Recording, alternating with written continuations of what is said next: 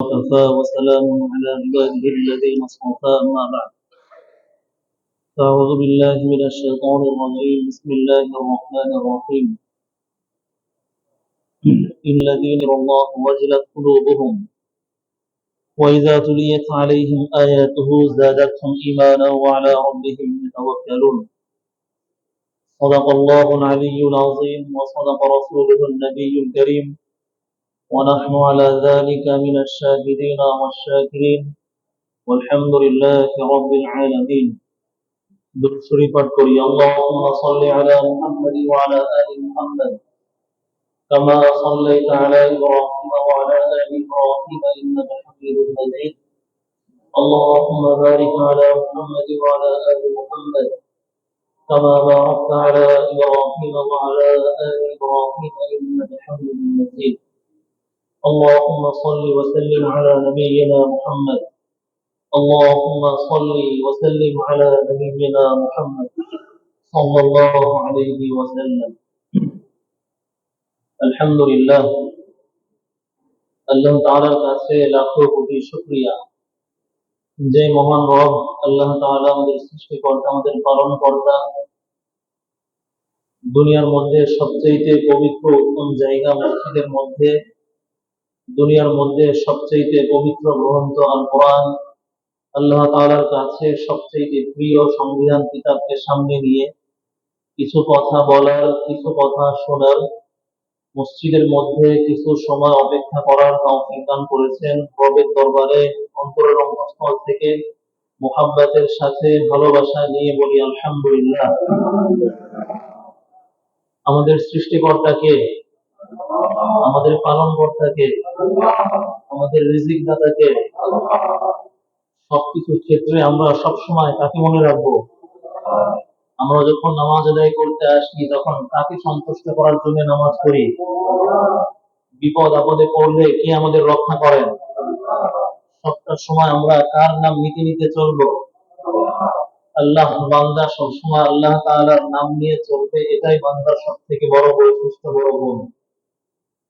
মালিক যিনি, গোলাম কথা নিবেন কার? মালিকের। গোলাম যিনি হবেন তিনি যদি তার মুনিবের কথা না শুনে, মুনিবের কথা যদি না মনে করে, অন্য কারো কথা যদি চিন্তা করে, মনে করে, তাহলে সেই গোলামকে আমরা গোলাম হিসেবে রাখি না, বরং তাকে আমরা অকৃতজ্ঞ গোলাম বলে আমরা ঘোষিত করি, তাই না? কাজেই যার আমরা গোলাম, নাম নিব কার? তাকে নিতে হবে। আলোচনার শুরুতে আমরা সকলেই দরুদ শরীফ পাঠ করেছি, তাই না? কোরআনকে যদি বুঝতে হয় তাহলে রাসূল সাল্লাল্লাহু আলাইহি ওয়াসাল্লামের সিরাত, তার জীবনী দরকার। রাসূল সাল্লাল্লাহু আলাইহি ওয়াসাল্লামের জীবনী যদি বুঝতে হয় তাহলে আপনার কোরআন দরকার।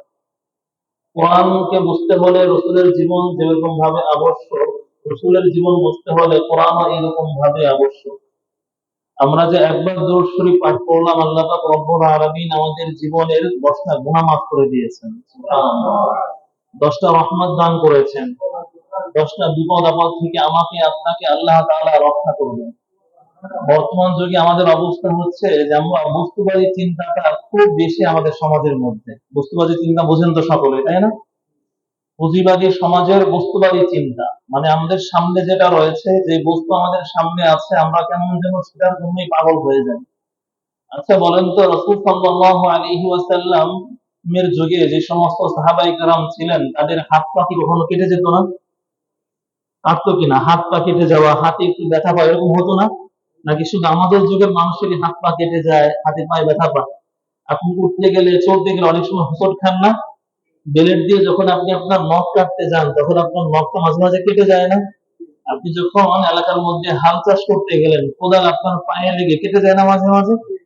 তো সাহাবায়ে কেরামের কি, এখন তো আমাদের অনেক রকমের আধুনিক পদ্ধতি। আগে একটা পুকুর খনন করতে প্রায় 100 শ্রমিক 1 মাস ধরে চেষ্টা করতো, তাই না? এখন একটা পুকুর খনন করতে কি 100 শ্রমিকের প্রয়োজন পড়ে? একজন ব্যক্তি ভেকো চালায় আর 3টা টলি নিয়ে বা 4 জন দিয়ে 2 দিনের মধ্যে পুকুর খনন কি শেষ হয়ে যায়, তাই না? রাসূল সাল্লাল্লাহু আলাইহি ওয়াসাল্লামের যুগে সাহাবায়ে কেরামের হাত পা কেটে যেত। তো ওই সময় কি হ্যান্ড স্যানিটাইজার ছিল নাকি? ছিল? রাসূল সাল্লাল্লাহু আলাইহি ওয়াসাল্লাম যখন যুদ্ধের ময়দানে যেতেন, সাহাবায়ে কেরাম তার সাথে যেতেন, তাদেরও হাত পা কেটে যেত, তারা আঘাতপ্রাপ্ত হতেন, কারো বল্লম, কারো ছুরির আঘাত, তীরের আঘাত, সবকিছু লাগতো। তো নবীজির কাছে এসে যখন সাহাবায়ে কেরাম বিভিন্ন সময় বিভিন্ন রকমের অভিযোগ করতেন, তো করার পরে একসময় একটা সাহাবীর হাত কেটে গিয়েছে, তো রক্ত বের হচ্ছে, নবীজির কাছে এসে দৌড়ে এসেছেন। রাসূল তো যেহেতু জীবন্ত শরীয়ত ছিল, সবটার সময় শরীয়তের যে কোনো সমস্যা হলে সাহাবায়ে কেরাম নবীজির কাছে আসতেন। নবীজি ওহীর মাধ্যমে হোক, রাসূল সাল্লাল্লাহু আলাইহি ওয়াসাল্লামের অন্তরে আল্লাহ তাআলা কোনো কথা ধরে দিয়েছেন, সে তার মাধ্যমে হোক সমাধান দিয়ে দিতেন।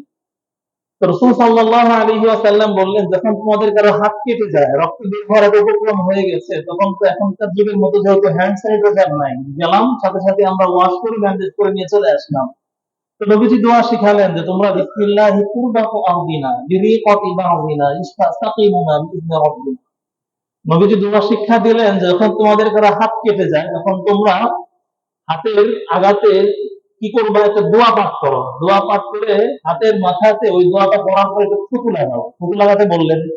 থুতু লাগানোর পরে একটা মাটিতে সেখান থেকে ফু দাও। ফু দিয়ে ওই যে মাটিতে তুমি ফু দিলা, ওই থুতু লাগাতে ওই মাটিটা তুমি ক্ষত স্থানে লাগিয়ে দাও। আল্লাহ পাক রব্বুল আলামিন ইস্তাকিমুনা বিইذনি রাব্বিনা, আমার আপনার প্রতিপালকের অনুমতি ক্রমে ওই ক্ষত স্থান ভালো করে দিবেন কে? নামাজ পড়বেন কে দিবেন? এখন বলেন তো, যেই দোয়াটা বললাম এখানে কয়জন আছেন যে এই দোয়াটা পারেন? আপনার হাত কেটে গিয়েছে এখন পর্যন্ত এই যে মাটি দিয়ে, বরং এখন যদি আমাদের সন্তানদের হাত কেটে যায়, আমার হাত কেটে যায়, আমি যদি রসুলের দোয়া পড়ে একটু মাটি লাগাতে যাই, বরং আপনি করবেন যে হুজুর আপনি কি করতেছেন? এই যুগে এসেও আপনি সেই মাটির যুগে পড়ে রইলেন, যেই যুগের মানুষ শ্যাম্পুর পরিবর্তে মাথায় মাটি দিত, তাই না? এখানে এমন কেউ আছেন না মুরব্বীরা, বাবা দাদা যারা আছেন? এখন শ্যাম্পু কসমেটিক্স এর যুগ, শ্যাম্পুর পরিবর্তে কি দিতেন? মাটি দিয়ে। একটা সময় আমাদের সমাজের মানুষ দেখতাম যে মাটি দিয়ে তারা শ্যাম্পু করছে। আচ্ছা, ওই যুগের মানুষের চুল কি সিল্কি হতো না? মাটি দ্বারা কিন্তু হয়ে যেত। কিন্তু এখন আপনার কাছে অনেক রকমের কসমেটিক্স এর ব্যবহার, আপনার কাছে এখন অনেক রকমের শ্যাম্পু। দেশীয় প্রোডাক্ট ভালো লাগে না, আপনি বিদেশ থেকে শ্যাম্পু কিনে এনে তারপর ইউজ করেন। অথচ দেখা যায় আগের যুগের মানুষের চাইতে এই যুগের মানুষের মাথায় টাক বেশি। বিশ্বাস হয় না আমার কথা নাকি? আগের যুগের মানুষের চাইতে এই যুগের মানুষের মাথায় টাক বেশি। আমি আপনাদের থেকে অনেকের থেকে বয়সে অনেক কম, মনে করেন 30 বছর বয়স চলছে, আমার মাথার অর্ধেক চুলের প্রায় কাছাকাছি পেকে গেছে। তাহলে বলেন তো, আমি তো এই যুগের মানুষ, কিন্তু এখন পর্যন্ত অনেক দাদাকে দেখা যাবে, এই যে মুরব্বী বসে আছেন মাথা চুলটা কালো, ওই মুরব্বী বসে আছেন ওনার মাথার অর্ধেক চুল এখনো কালো। তাহলে আগের যুগের মানুষ যারা ছিলেন তাদের মাথায় চুলগুলো এখনো পড়ে নাই, মাথা ভর্তি চুল আছে, কালো আছে। কিন্তু বর্তমান যুগের হরেক রকমের আমরা কসমেটিক্স এর ব্যবহার করি, এখন আমাদের মাথায় চুলও নাই, যে কোনো আছে সেগুলো পায়। এটা অবস্থা নাকি? রাসূল সাল্লাল্লাহু আলাইহি ওয়াসাল্লাম আমাদেরকে সকাল সন্ধ্যায় বেশ কিছু আমল শিক্ষা দিয়েছেন। কি শিক্ষা দিয়েছেন? সকাল এবং সন্ধ্যায় আমল। যে জন্য ভূমিকা স্বরূপ কথাটা বলছি। কিছু আমল রয়েছে যেগুলো আপনার ফজরের নামাজের পরে করতে হয়। কিছু আমল রয়েছে যেগুলো মাগরিবের নামাজের পরে করতে হয়, সকাল এবং সন্ধ্যার মধ্যে। একজন সাহাবী রাসূল সাল্লাল্লাহু আলাইহি ওয়াসাল্লামের কাছে আসলেন, তার শরীরের মধ্যে একটা যন্ত্রণা শুরু হলো, কিছুর একটা পোকায় তাকে কামড় দিয়েছে। আসার পরে রসুলের কাছে এসে যখন বিচার দিলেন, নালিশ করলেন, ইয়া রাসূলুল্লাহ আমার শরীরের মধ্যে তো যন্ত্রণা শুরু হয়েছে, কিছু যেন কামড় দিয়েছে। নবীজি একে তো তিনি পিতা, একদিকে তিনি শিক্ষক, একদিকে তিনি কোরআন শিক্ষা দেন, একদিকে তিনি রাষ্ট্রনায়ক ছিলেন, একদিকে তিনি রসূল ছিলেন। সবকিছু রসূল সাল্লাল্লাহু আলাইহি ওয়াসাল্লামকে আল্লাহ গুণ দিয়ে দুনিয়াতে পাঠিয়েছেন। তো রসূল সাল্লাল্লাহু আলাইহি ওয়াসাল্লাম তিনি তো আমাদের চিকিৎসক, তিনি আমাদের পিতা, তিনি আমাদের আধ্যাত্মিক রাহবার, তিনি আমাদের শারীরিক সুস্থতার ডাক্তার। তো রসুলের কাছে এসে বললেন, ইয়া রাসূলুল্লাহ আমার শরীরের মধ্যে তো কেমন যেন যন্ত্রণা শুরু হয়েছে, কিছু যেন কামড় দিয়েছে, এখন কি করি আমি? তো নবীজির কাছে এসে যখন নালিশ করা হলো, নবীজি তখন বললেন, তুমি কি আল্লাহ তাআলার কালিমা কোনো সন্ধ্যার সময়, রাত্রে যেহেতু কামড় দিয়েছে অন্ধকারের মধ্যে টের পাইনি, তুমি কি তোমার আল্লাহ তাআলার কোনো কালিমা তুমি নামাজের পরে পাঠ করেছিলে? রাসূলকে জিজ্ঞেস করা কোন কালিমা? রাসূল সাল্লাল্লাহু আলাইহি ওয়াসাল্লাম তখন বললেন, আউযু বিকালিমাতিল্লাহি তাম্মাতি মিন শাররি মা খালাক, যে আল্লাহ পাক রব্বুল আলামিনের গুণবাচক নাম সমূহের ওসিলা আমি আল্লাহ তাআলার কাছে তার সৃষ্টি যে দংশন রয়েছে সেই দংশনের ক্ষতি থেকে আশ্রয় প্রার্থনা করছি। তো এই দোয়া কি তুমি পাঠ করেছিলে? তো বলার পরে সাহাবী বললেন যে লা ইয়া রাসূলুল্লাহ, আমি তো এই দোয়া পাঠ করিনি। রাসূল সাল্লাল্লাহু আলাইহি ওয়াসাল্লাম বললেন যে এই দোয়াটা যদি তুমি মাগরিবের নামাজের পরে 3 বার বা 7 বার পাঠ করতে, তাহলে যেই পোকা তোমাকে কামড় দিয়েছে ওই পোকা যে দংশনে তোমার শরীরে ক্ষতি হয়েছে, এরকম কোন ক্ষতি আল্লাহ তাআলা তোমার শরীরে হতে দিতেন না। এখন বলেন তো এই দোয়াটা কে কে পারি আমরা? মাশাআল্লাহ, একজন ভাই পাওয়া গেছে, জাযাকুমুল্লাহ আহসানাল খায়র। মাশাআল্লাহ, হযরত পারেন। তো এই যে একটা দোয়া, আমরা এখন আমাদের সমাজের মধ্যে মশা কামড় দিলে ডেঙ্গু হয়, তাই না? আজকে আমাদের তাফসীর যেখান থেকে শুরু হবে ওইখান থেকেই যে কথাটা সর্বপ্রথম এসছে সেটা হচ্ছে প্লেগ রোগ। প্লেগ রোগের তো নাম শুনছি আমরা, তাই না? এখন রোগের নাম আমরা সকলেই জানি, রোগের নাম আমরা কি সকলেই জানি। তো প্লেগ রোগটা হচ্ছে দুনিয়ার মধ্যে বর্তমান বিশ্বের মধ্যে যতগুলো মহামারী রয়েছে তার মধ্যে সবচেয়ে প্রাচীনতম মহামারীর নাম হচ্ছে প্লেগ। কোনটা? প্লেগ। আমাদের বর্তমান সময় যেরকম আমাদের সম্প্রতি 3-4 বছর আগে আমরা যেরকম ডিসেম্বরের মার্চ মাস থেকে আমরা পুরো বৈশ্বিক একটা মহামারী করোনা আক্রান্ত ছিলাম, তাই না? কোভিড-19 আক্রান্ত ছিলাম। তার আগে আমরা যারা রয়েছে তারা 2000 সালের পরে একটা মহামারীতে আমরা আক্রান্ত ছিলাম। স্বাধীন বাংলাদেশের পরে আমাদের সমাজের মধ্যে আমাদের বেশ একটা ডায়রিয়া একটা মহামারী আমাদের ধারণ হয়েছিল, তাই না? যারা সেই সময় ছিলেন ডায়রিয়া, ওই যুগে ডায়রিয়া মোটামুটি হলেই কিন্তু আমরা চিন্তা করা হতো যে ডায়রিয়া হয়েছে মানেই হচ্ছে তার রক্ষা নেই। কিন্তু এখন কি ডায়রিয়াটা এরকম তোমরা কি ভয় পায়? তাই না? যেরকম করোনা মহামারী যখন শুরু হলো তখন কিন্তু কে বাবা, কে পুত্র, কে মা, কে সন্তান, কে ভাই, কে বোন, দুনিয়ায় থাকতেই যেন কিয়ামতের হাসরের ময়দান সংগঠিত হয়ে গেল। কেউ কাউকে হার পায় না, এমন অবস্থা। কেউ কাউকে খাবার দিতে চায় না। মা তার দুগ্ধ পান করবেন যে সন্তানকে, সেই সন্তানের করোনাক্রান্ত হয়েছে, তো মা তার বুকের দুধ সন্তানকে পান করান। যে বাবা তার সন্তানকে ছাড়া বিছানায় রাত্রিবেলা ঘুমাতে পারতেন না, সন্তানকে বুকের মধ্যে ধরে ঘুমাতে হবে, এখন সন্তান করোনা আক্রান্ত হয়েছে, বাবা এখন তার সন্তানকে পরিচয় দেয় কিন্তু এখন তার কাছে যায় না। তো দুনিয়ায় থাকতে এখন কি হয়ে গেছে?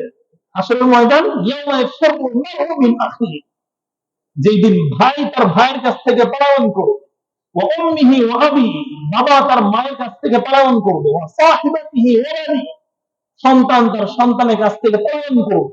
লিকুল্লি ইমরিইন মিনহুম ইয়াওমাইযিন শা'নুন ইউগনি, এমন একটা অবস্থা সেই দিন মানুষের মধ্যে হবে, প্রত্যেকটা মানুষ তখন নিজের চিন্তা করবে, তো একজনের কাছ থেকে আরেকজন পরামর্শ নেবে। তাহলে হাসরের ময়দানের যে অবস্থা, সেই অবস্থায় আমরা করোনা মহামারীর সময় কি টের পেয়েছিলাম, একটু হলো আন্দাজ করতে পেরেছি। আলোচনা শুরু হবে আমাদের সেই প্লেগ রোগ নিয়ে। প্লেগ রোগ আমাদের রাসূল সাল্লাল্লাহু আলাইহি ওয়াসাল্লাম দুনিয়া আসার পর থেকে এই পর্যন্ত প্রায় 1450 বছরের মধ্যে একটা সময় সব থেকে বেশি ভয়াবহ আকার ধারণ করেছিল। আমরা অনেকেই সেই ইতিহাস জানি। 1350 খ্রিস্টাব্দের পরে গিয়ে পুরো বিশ্বব্যাপী একটা প্লেগ রোগের আবার ভয়াবহ আকার ধারণ করেছিল।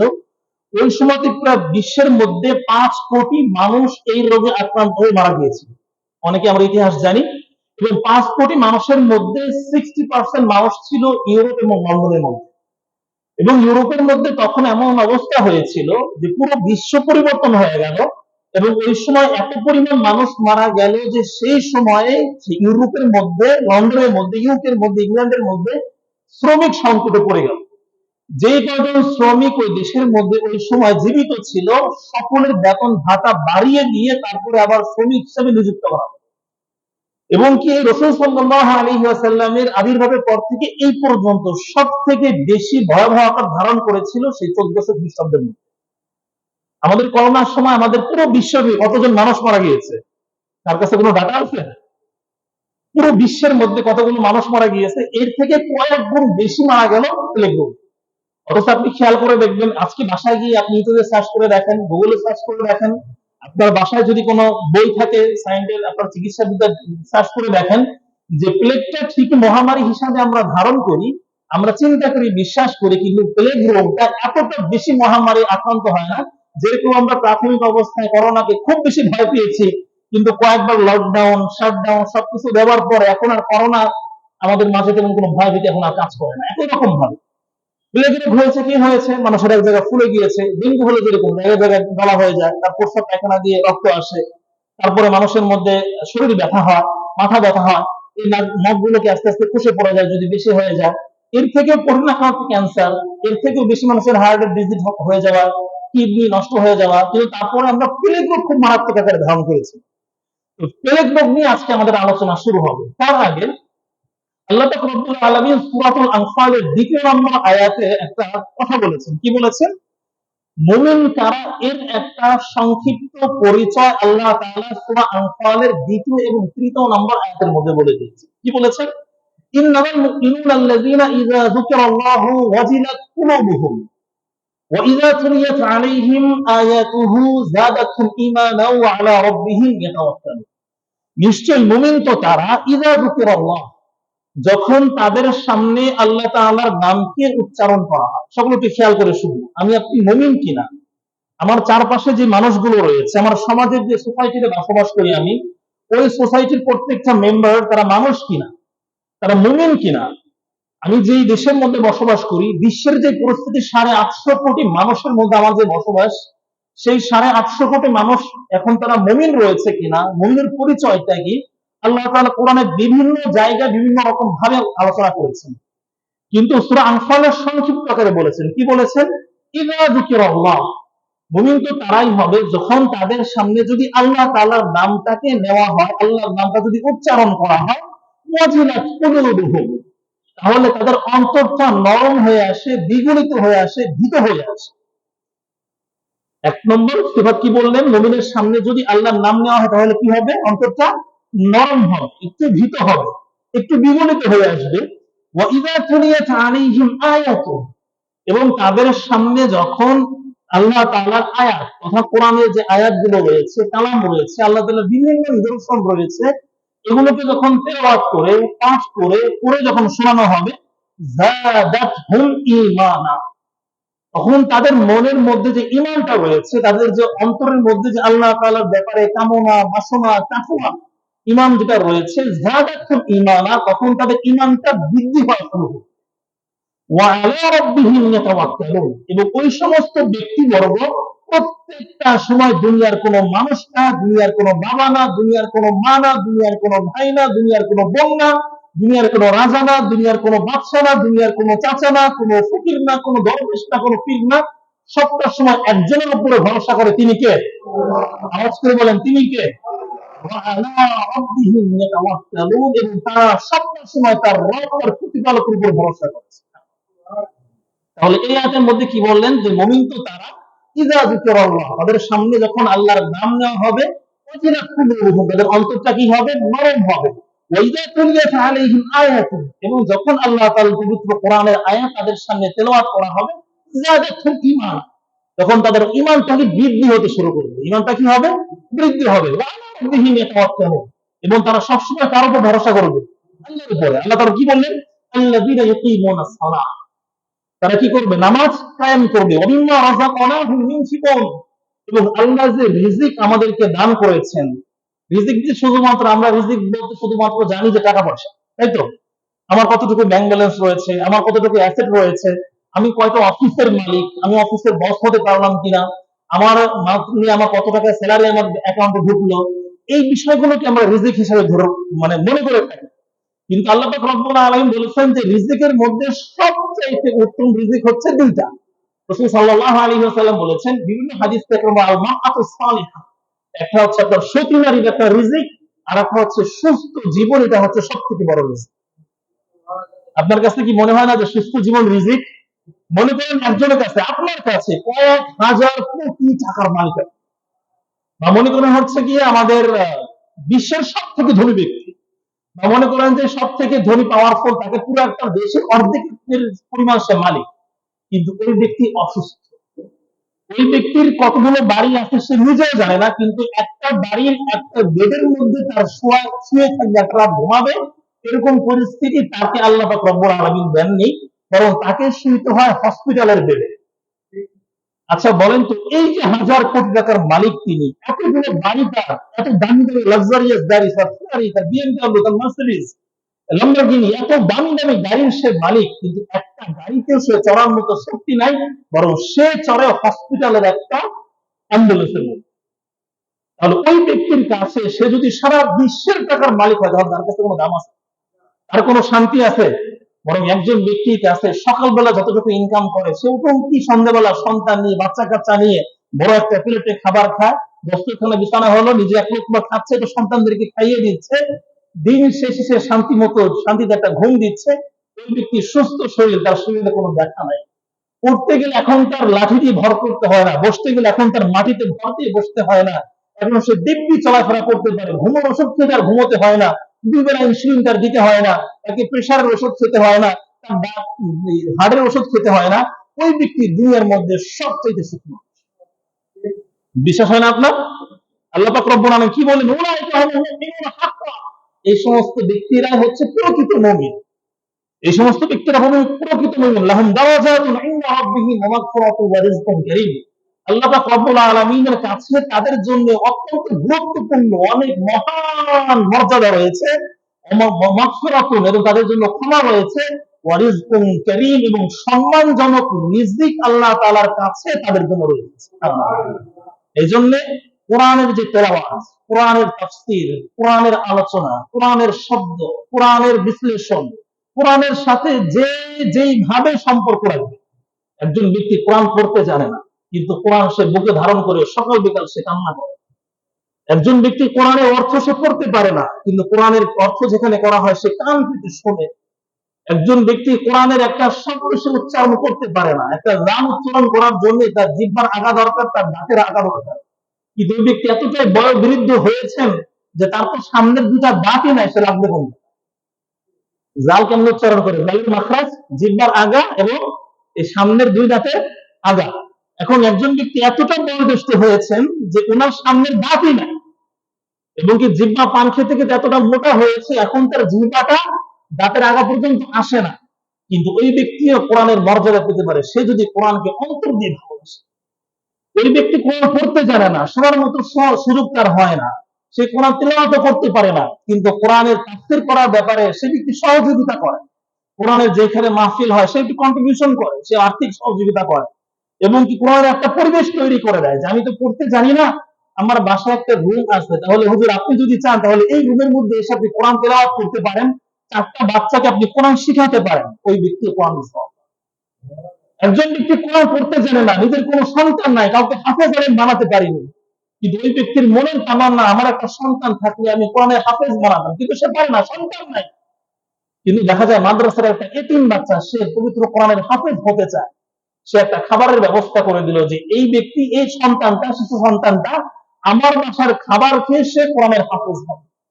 আমি প্রতি মাসে যে অর্থ দিব সে অর্থ করে সে পড়ালেখা করবে, আমি প্রতি বছর তাকে 2টা করে জামা দেবো, সে যেন ওই জামাটা পরিধান করে কোরআন তেলাওয়াত করে নামাজ আদায় করতে পারে। তাহলে ওই ব্যক্তিও কোরআনের হাফেজ হলে, হাফেজের বাবা হলে যে সওয়াব পেত, রাসূলের হাদিস অনুযায়ী সেই ব্যক্তির একই রকম সওয়াব। কাজে কোরআনের সাথে আমাদের সম্পর্ক রাখার দরকার আছে নাকি নাই? সুতরাং শুধুমাত্র তাফসীর যে করে সেই সওয়াব পাবে তা না, যে শুনে সেই সওয়াব পাবে তা না।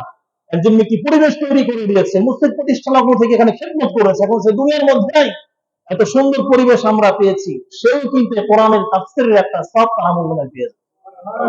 এজন্য আমরা কোরআন পড়ার মাধ্যমে, শোনার মাধ্যমে ঈমানকে কি করব? আমরা বৃদ্ধি করার চেষ্টা করব। আল্লাহ তাআলা আমাদের সকলকে এই তৌফিক দান করুন, আমিন।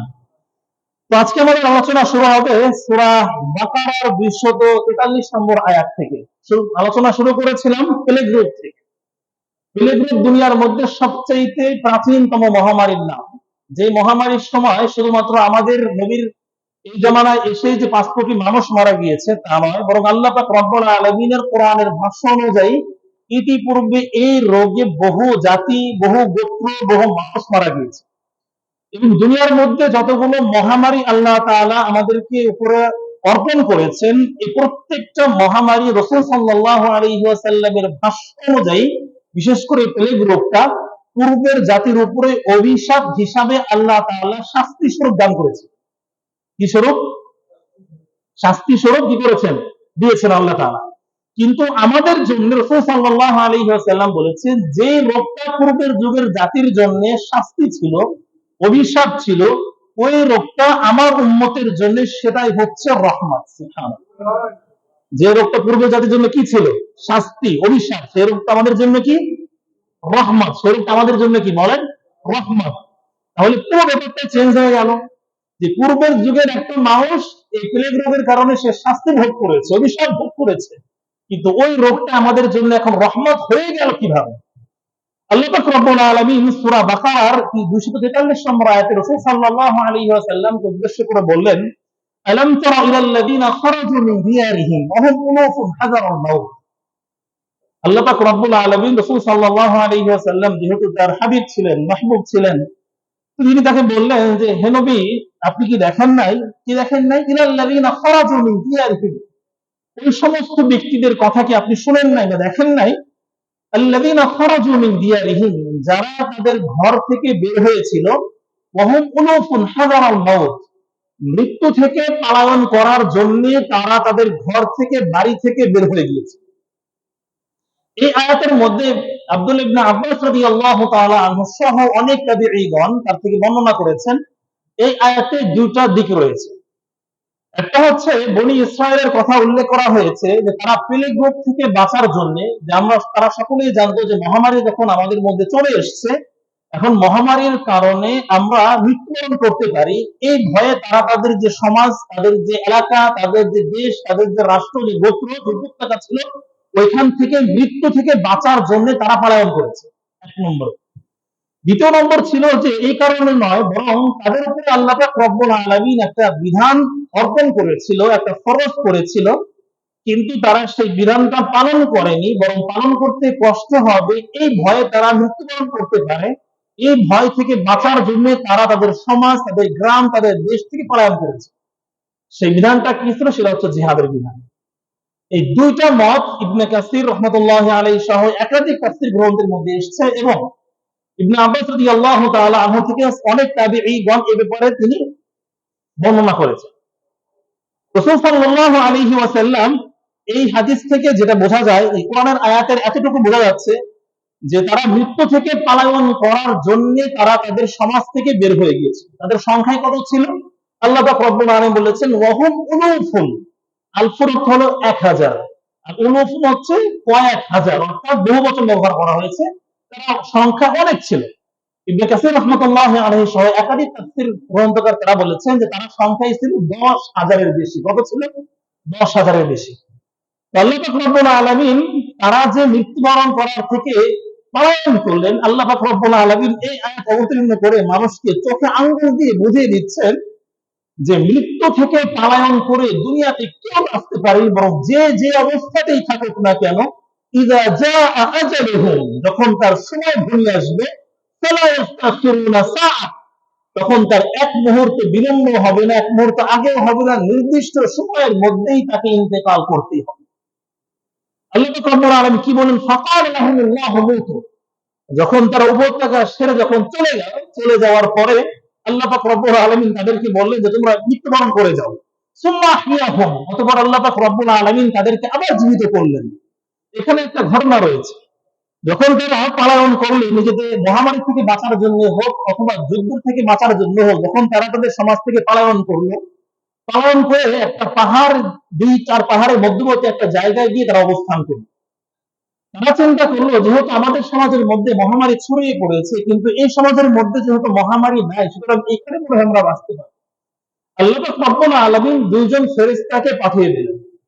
তো 2জন ফেরেশতা আসার পরে তারা সমাজের যে দুই দিকের রাস্তা ছিল, ওই রাস্তা এবং মাঠের দুই কোণে দাঁড়ালো, দাঁড়িয়ে তারা জোরে করে চিৎকার দিল।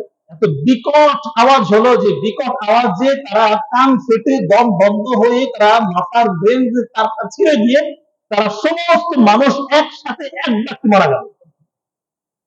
সংখ্যায় কত ছিল বললাম? 10,000-এর বেশি। 10,000-এর বেশি মানুষ তারা 2জন ফেরেশতার এক আওয়াজে মারা গেল। তো মারা যাওয়ার পরে যখন বিকট করে আওয়াজ হলো, সমস্ত মানুষ পড়ে আছে। আমরা এখানে কয়জন মানুষ বসে আছি? 60 জন 50 জনের মতো, তাই তো? তো 50-60 জন মানুষে যদি এখানে আল্লাহ রাগ করুন আমরা মারা যাই, তাহলে পুরো এলাকার মধ্যে একটা হইচই সৃষ্টি হয়ে যাবে না? যে মসজিদের মধ্যে একসাথে 50 জন মানুষ মারা গেল, কি করে সম্ভব? এরকম যদি 10,000 মানুষ মারা যেত একসাথে, তখন তো জনসংখ্যা কম ছিল, তো 10,000-এর বেশি মানুষ যখন একসাথে মারা গেল, তখন আশেপাশে খবর হয়ে গেল যে ওইখানে 10,000 মানুষ একসাথে মারা গিয়েছে। তো মানুষের মধ্যে একটা ভয় ছড়িয়ে পড়লো। এখন মানুষ চিন্তা করলো যে 10,000 মানুষকে কাফন দাফনের ব্যবস্থা আমরা কি করে করবো? আমরা অনেকেই দেখেছি যখন করোনা শুরু হলো তখন আমাদের দেশে এবং বাহিরের দেশে এমন হয়েছে তারা কিন্তু লাশ স্পর্শ করতো না, তারা যে কোনো একটা ক্রেনের মাধ্যমে তারা গর্ত করে এখানে মাটি চাপা দিয়ে রেখে দিত, পুরাতো না। এবং তারা কোনো ব্যবস্থা কিন্তু না, সরাসরি দূর থেকে দিয়ে কি করতো, তারা মাটিতে চাপা দিত। তো তারা চিন্তা করলো যে 10,000 মানুষের কাফন দাফনের ব্যবস্থা করা যেহেতু আমাদের জন্য অসম্ভব, তাহলে কি করা যায়। আমাদের পৃথিবীতে আমরা যতগুলো গন্ধ আমাদের নাকে আসে, খাবার মশা গন্ধ আছে, আমাদের কোন একটা বাজে জিনিসের গন্ধ আছে, কিন্তু দুনিয়ার মধ্যে সবচেয়ে বাজে গন্ধ হচ্ছে গিয়ে মানুষের শরীর পচা গন্ধ। এটা কি বিশ্বাস করেন আপনারা? আপনি কুকুর পচা গন্ধ সহ্য করতে পারবেন, আপনি শুকর পচা গন্ধ সহ্য করতে পারবেন। কুষ্টিয়া শহরের মধ্যে সব থেকে বেশি ডাস্ট যেখানে হয়, ডাস্টবিন যেখানে রয়েছে, যে কুষ্টিয়া শহরের সবকিছু পচা গয়লা যেখানে ফেলা হয়, ওইখান দিয়ে যাবেন, তারপর আপনি গন্ধটা সহ্য করতে পারবেন, কিন্তু কোনো মানুষ পচা গন্ধ কোনো মানুষ সহ্য করতে পারে না। আমি যখন দারুল উলুম দেওবন্দে পড়াশোনা করি তখন আমি ওইখান থেকে গিয়েছিলাম ইউনিভার্সিটিতে। আপনারা এই খবর পেয়েছেন কিনা অনেকে হয়তো মনে রাখতে পারেন যে গত বছরের আগের বছর আমাদের ইন্ডিয়া উড়িষ্যাতে একটা ট্রেন দুর্ঘটনা হয়েছিল, প্রায় 1,500 মানুষ মারা গিয়েছিল, মনে আসতে পারো। এবং কি 2017 সালে মুজাফফরনগরে একটা ট্রেন দুর্ঘটনা হয়েছিল মিরাট দিল্লি থেকে সাহারানপুর যেতে, ওইখানেও প্রায় 700 মানুষের মতো মারা গিয়েছে, তখন আমরা দেখতে গিয়েছিলাম। তো একটা দুটা মুখোমুখি ট্রেন যখন অ্যাক্সিডেন্ট করলো, এতগুলো মানুষ যখন মারা গেল, তো কারো হাত পা ছেড়ে পড়ে আছে, কারোটা ছেড়ে পড়ে আছে। তো এমন অনেক খন্ড ছিল যেখানে ট্রেনের নিচে চাপা পড়ে আছে, ওটাকে বের হওয়া তখন সম্ভব হয়নি, কিন্তু মানুষের শরীর খুব তাড়াতাড়ি পচে যায়, দেখা গেছে 2-3 দিনের মধ্যে পচে গিয়েছে। তো ওইখানে যে ছোট ছোট টুকরাগুলো পড়েছিল, আমরা যখন গিয়েছি মুজাফফরনগরে, যেহেতু মুসলিমের একটা এরিয়া ছিল এবং কি তীব্র গরম ছিল ওই সময়তে, যে পচে যাওয়া ব্যবস্থাগুলো এমন পরিমাণ গন্ধ হয়েছে যে আপনি চাইলে ওখান থেকে নিঃশ্বাস নিতে পারবেন না, অবশ্যই আপনাকে নাকে রুমাল দিয়ে তারপরে যেতে হবে। তো মানুষ পচা গন্ধ আপনি সহ্য করতে পারবেন না। আমাদের এখানে যদি কেমন থেকে থাকেন যে কবর খনন করেছেন, কখন এখানে কেউ আছেন যে আপনারা ওই গোরস্থানে কবর খনন করে এখানে কেউ আছেন? মনে হয় না। যদি কেউ কবর খনন করার কাজ করে তার কাছে জিজ্ঞেস করবেন, যদি মানে তাড়াতাড়ি 2 মাসের মধ্যে 1 মাসের মধ্যে কোনো কবর খনন করে থাকে, তাহলে তাকে জিজ্ঞেস করে দেখবেন যে কবরের ভিতর থেকে কি পরিমাণ গন্ধ এখান থেকে বের হয়। আজিমপুর গোরস্থানের একজনের সাথে আমরা ওখানে জানাজার মধ্যে গিয়েছিলাম, তো তার কাছে জিজ্ঞেস করলাম যে কি অবস্থা ভাই। তো উনি বললেন যে আগে যখন আমাদের সমাজের মধ্যে যখন মানুষ, ঢাকা শহরের মানুষকে এখানে মাটি দেওয়া হতো, তখন 3 মাস পর পর আমরা একটা কবর চেঞ্জ করতাম। কয় মাস পর পর? 3 মাস পর পর কবর চেঞ্জ করতো, কারণ এত জনসংখ্যা, 2 কোটি মানুষের বসবাস, কবরস্থান কয়টা বলেন। তো 3 মাসের মধ্যে একটা জিনিস হাড্ডি গোস্ত পচে গেলে মাটির সাথে মিশে যেত, আমরা কবর চেঞ্জ করতাম। কিন্তু এখন বর্তমান যুগে সেই লাশটা পচতে সময় লাগে প্রায় 5 থেকে 6 মাস, আমরা 6 থেকে 8 মাস পরে একটা কবর আমাকে চেঞ্জ করতে হবে। তখন আমি ওনাকে জিজ্ঞেস করলাম যে, কি ব্যাপার ভাই, আগে 3 মাসের মধ্যে আমাদের শরীরটা পচে যেত, তাহলে এখন 6 মাস কেন লাগছে? তখন উনি বললেন যে বর্তমান সময়ে আমরা যে ফরমালিন যুক্ত খাবার খাই, মাছ যেরকম এখন একদিনের মধ্যে পচে না, এখন মাছের মধ্যে ফরমালিন দেওয়া হয়, সেই সমুদ্র থেকে মাছ ধরে আনেছে 10 দিন পর্যন্ত ভালো থাকে। এই ফরমালিন আমাদের শরীরের মধ্যে যাওয়ার কারণে শরীরটাকে এমন করে দিচ্ছে মাটির সহজে পচে যাচ্ছে। বিশ্বাস করেন নাকি আপনারা? এখন আমাদের এই অবস্থা হয়ে গেছে। আমি সরাসরি আজিমপুরের দায়িত্বদের আপনি দেখছি, কিছু লোক থাকে না গোরস্থানে কাজ করে, তাদের কাছ থেকে শোনা কথা। তো যেটাই বলছিলাম যে মানুষ পচা গন্ধ সহ্য করা যায় না। তো 10,000 মানুষ যখন একসাথে মারা গেল, তখন তারা বললো যে কি করা যায়, এখন যদি তাদেরকে এভাবে ফেলে রাখি, এই গন্ধে আমরা আশেপাশে টিকতে পারবো না, আবার এদেরকে যদি আমরা দাফন করতে যাই, 10,000 মানুষকে কয়দিন ধরে দাফন করবো। তো এই চিন্তা করে তারা যে কাজটা করলো, চতুর্দিক দিয়ে উঁচু করে পাথর দিয়ে তারা দেয়াল করে দিল। দেয়াল করে দিলে দেয়ালের মধ্যেই তারা পচে গেলে হাড্ডি মাংস সব আলাদা হয়ে গেল। এর দীর্ঘকাল পরে গিয়ে আল্লাহ পাক রব্বুল আলামিন একজন নবী পাঠালেন। নবীর নাম ছিল হযরত ইয়াসিন আলাইহিস সালাতু ওয়াস সালাম। উনি ওখান দিয়ে যাওয়ার পরে তিনি যেহেতু আল্লাহ পাক রব্বুল আলামিনের নবী ছিলেন, এবং ওই সমস্ত ব্যক্তিবর্গ যারা মৃত্যুকে ভয় করার জন্য তারা দেশ থেকে পলায়ন করেছিল, আল্লাহ পাক রব্বুল আলামিন তাদেরকে আবার জীবিত করে, তারা যে ভুল কাজ করেছিল, মৃত্যু থেকে পলায়ন করার জন্য এলাকা ছেড়েছিল, এটা বোঝানোর জন্য আবার তাদেরকে জীবিত করবে।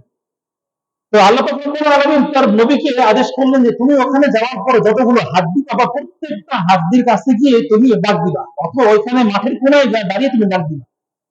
নবী ওখানে গেলেন, যাওয়ার পরে সকলের হাড্ডির দিকে তাকালেন, ঘাড়ের দিকে তাকানোর পরে দেখলেন যে কারো শরীরের সাথে কোনো মাংস নাই। দীর্ঘক্ষণ পরে মাটিগুলো জমিনের সাথেই মিশে গেছে, কিন্তু মাটি কিন্তু এই যে হাড়গুলো কিন্তু সহজে কি হয় না, পচে না।